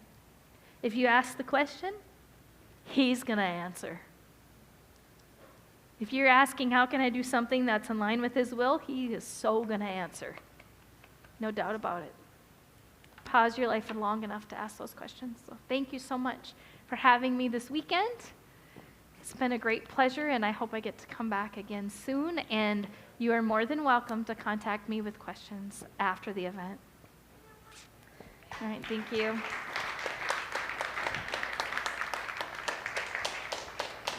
Oh my gosh, that was so awesome. Thank you. Thank you. Just to see the thread of your story is awesome. Mm. I'm going to ask you to do something, though. Is that okay? Yeah. I'm a firm believer in just like this idea of impartation. We've had times where when different people have prayed over us, our community, and it just sort of, for whatever reason, it just unlocks something, you know? Would you pray over us and the folks who are watching online and the people who will be watching later? Just pray, number one, I'd say for a restoration of health, physically, and then maybe along the lines of what you're talking about, just release that seed of us being world changers. Yeah. If you could just pray that, and then I have something else after that. Okay. All right. So, Abba, we thank you so much. You are a good, good Father, and you are full of goodness. We thank you for this weekend, this time set apart that we could focus on learning more about our health and our bodies and about your plan and your calling for us.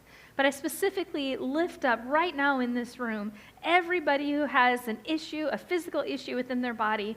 I claim healing from head to toe on every single person in the name of Yeshua, that sickness would flee and that they would not perish from a lack of knowledge, for you're bringing knowledge. So I pray that would be completely restored with every single person who is here. And Abba, I thank you so much for their willingness to learn, their open hearts, and their willingness to implement things. It blesses my heart, Abba, that they're actually making these changes.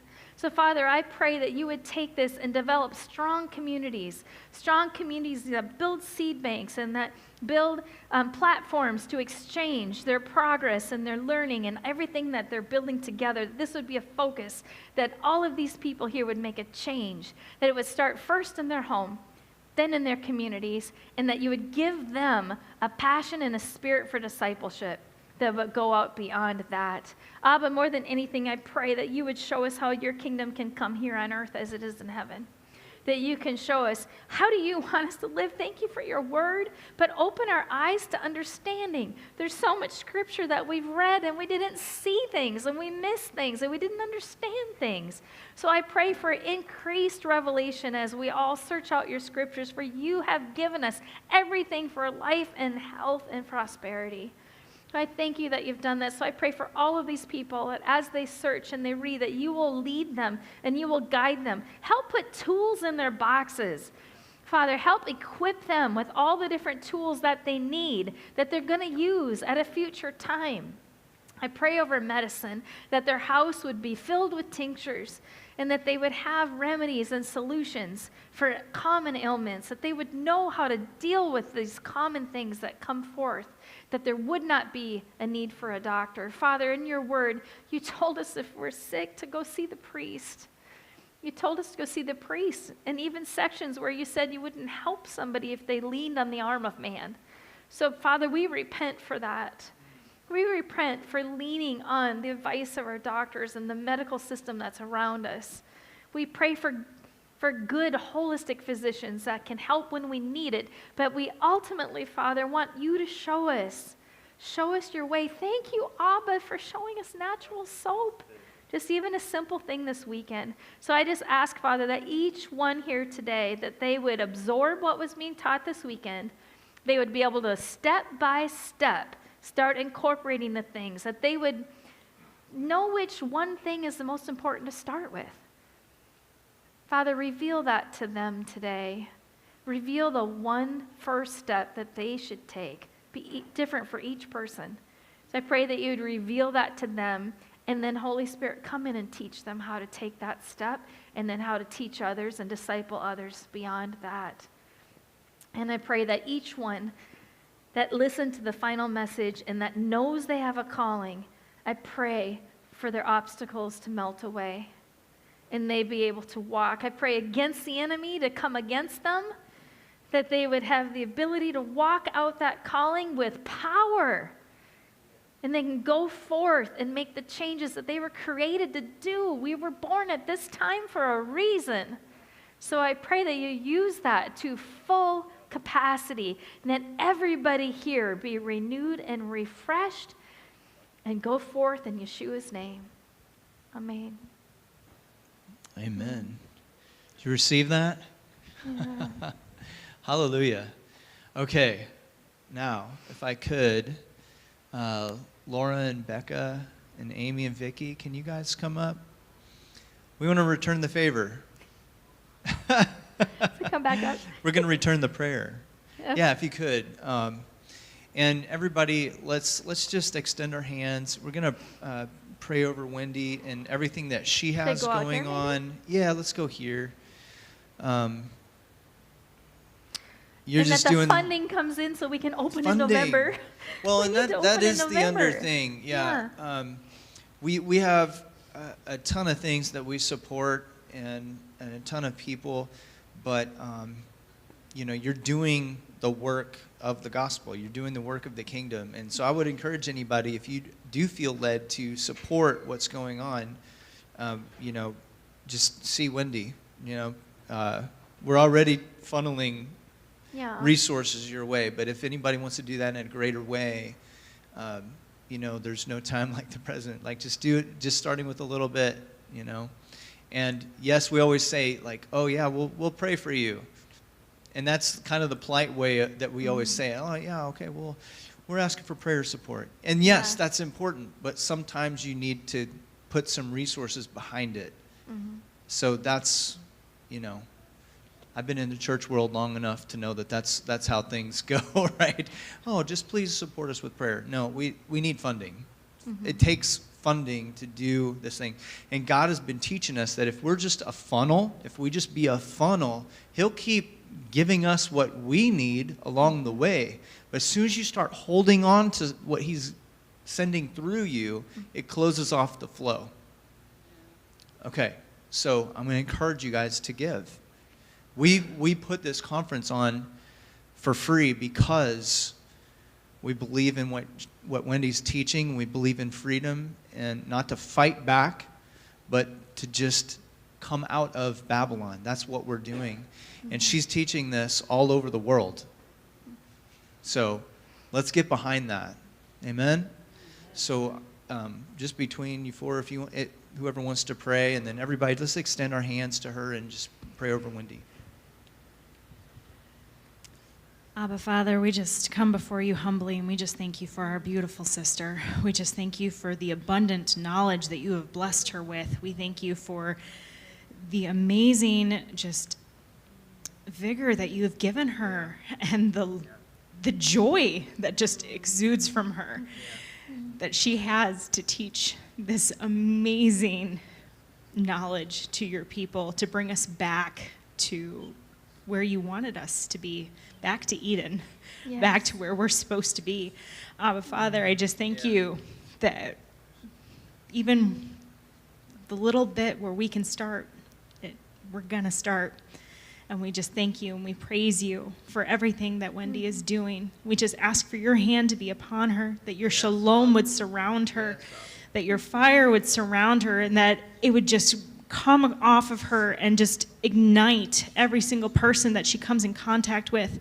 Father, we thank you for every single person that she's going to touch, every single person that's going to see her, every single person that she's going to hear her voice, Father. We just ask right now for your hand to be on the training camp in Liberia. We just ask for your wisdom, Father, for your hand there, Father, for your abundance there, for the financial need to come in, because we know that your hand is in there, Father. It is your will, your way, and we want it to be that way, Father. We just ask for your hand in all things, Father. Thank you, Abba. Father in heaven, we just come before you, Father, and we thank you for this blessed time with Wendy, Father. I thank you that just the amount of wisdom that you have just downpoured through her, through the Holy Spirit, Father. As she raises her hands, Father, I'm just reminded of clean hands and a pure heart, Father. And Father, her hands are raised, Father. She has such servant's hands, Father, and these hands have been blessed to make such a difference in the world, to teach others how to sustain life, Father. Father, I just thank you for what she's doing, Father. I pray that there would be abundance of blessings, Father, that the center can open in November, Father. I pray for financial favor, Father. You are our Jehovah Jireh, Father, and that it would be 100-fold in the amount of fundings that needs to, so that it can just, as Matt said, just continue to funnel through and pour out, Father. So many people need this knowledge so that they would not perish, Father. And we just thank you for what you're doing, Father. And it's just living proof and a testimony that it only takes one person to make a difference in the world, Father.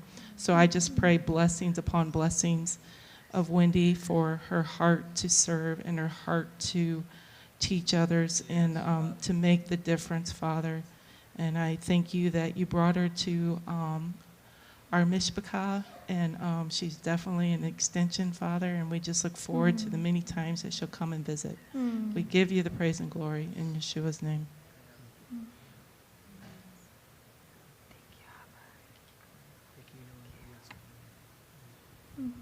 Father, we agree with all of these prayers, and we ask that you'd seal this moment by your Spirit. Take us to this next step, Father, and all of us here, may you continue through your Son to lead us into freedom in our lives. In Yeshua's name. Amen. Amen. Amen. Thank you so much, my family. Well, thank you. Like we said before, if anyone here you would like specific prayer, see me. And Anthony, I think, is still around somewhere. But see me. We don't want anyone to leave, not feeling like you got what you needed. Okay. So I pray for you. You okay with that publicly? You okay? Camera, but okay. Is the camera still on? Can we lay hands on him? Yeah, turn the camera off if we can. I can turn myself off too.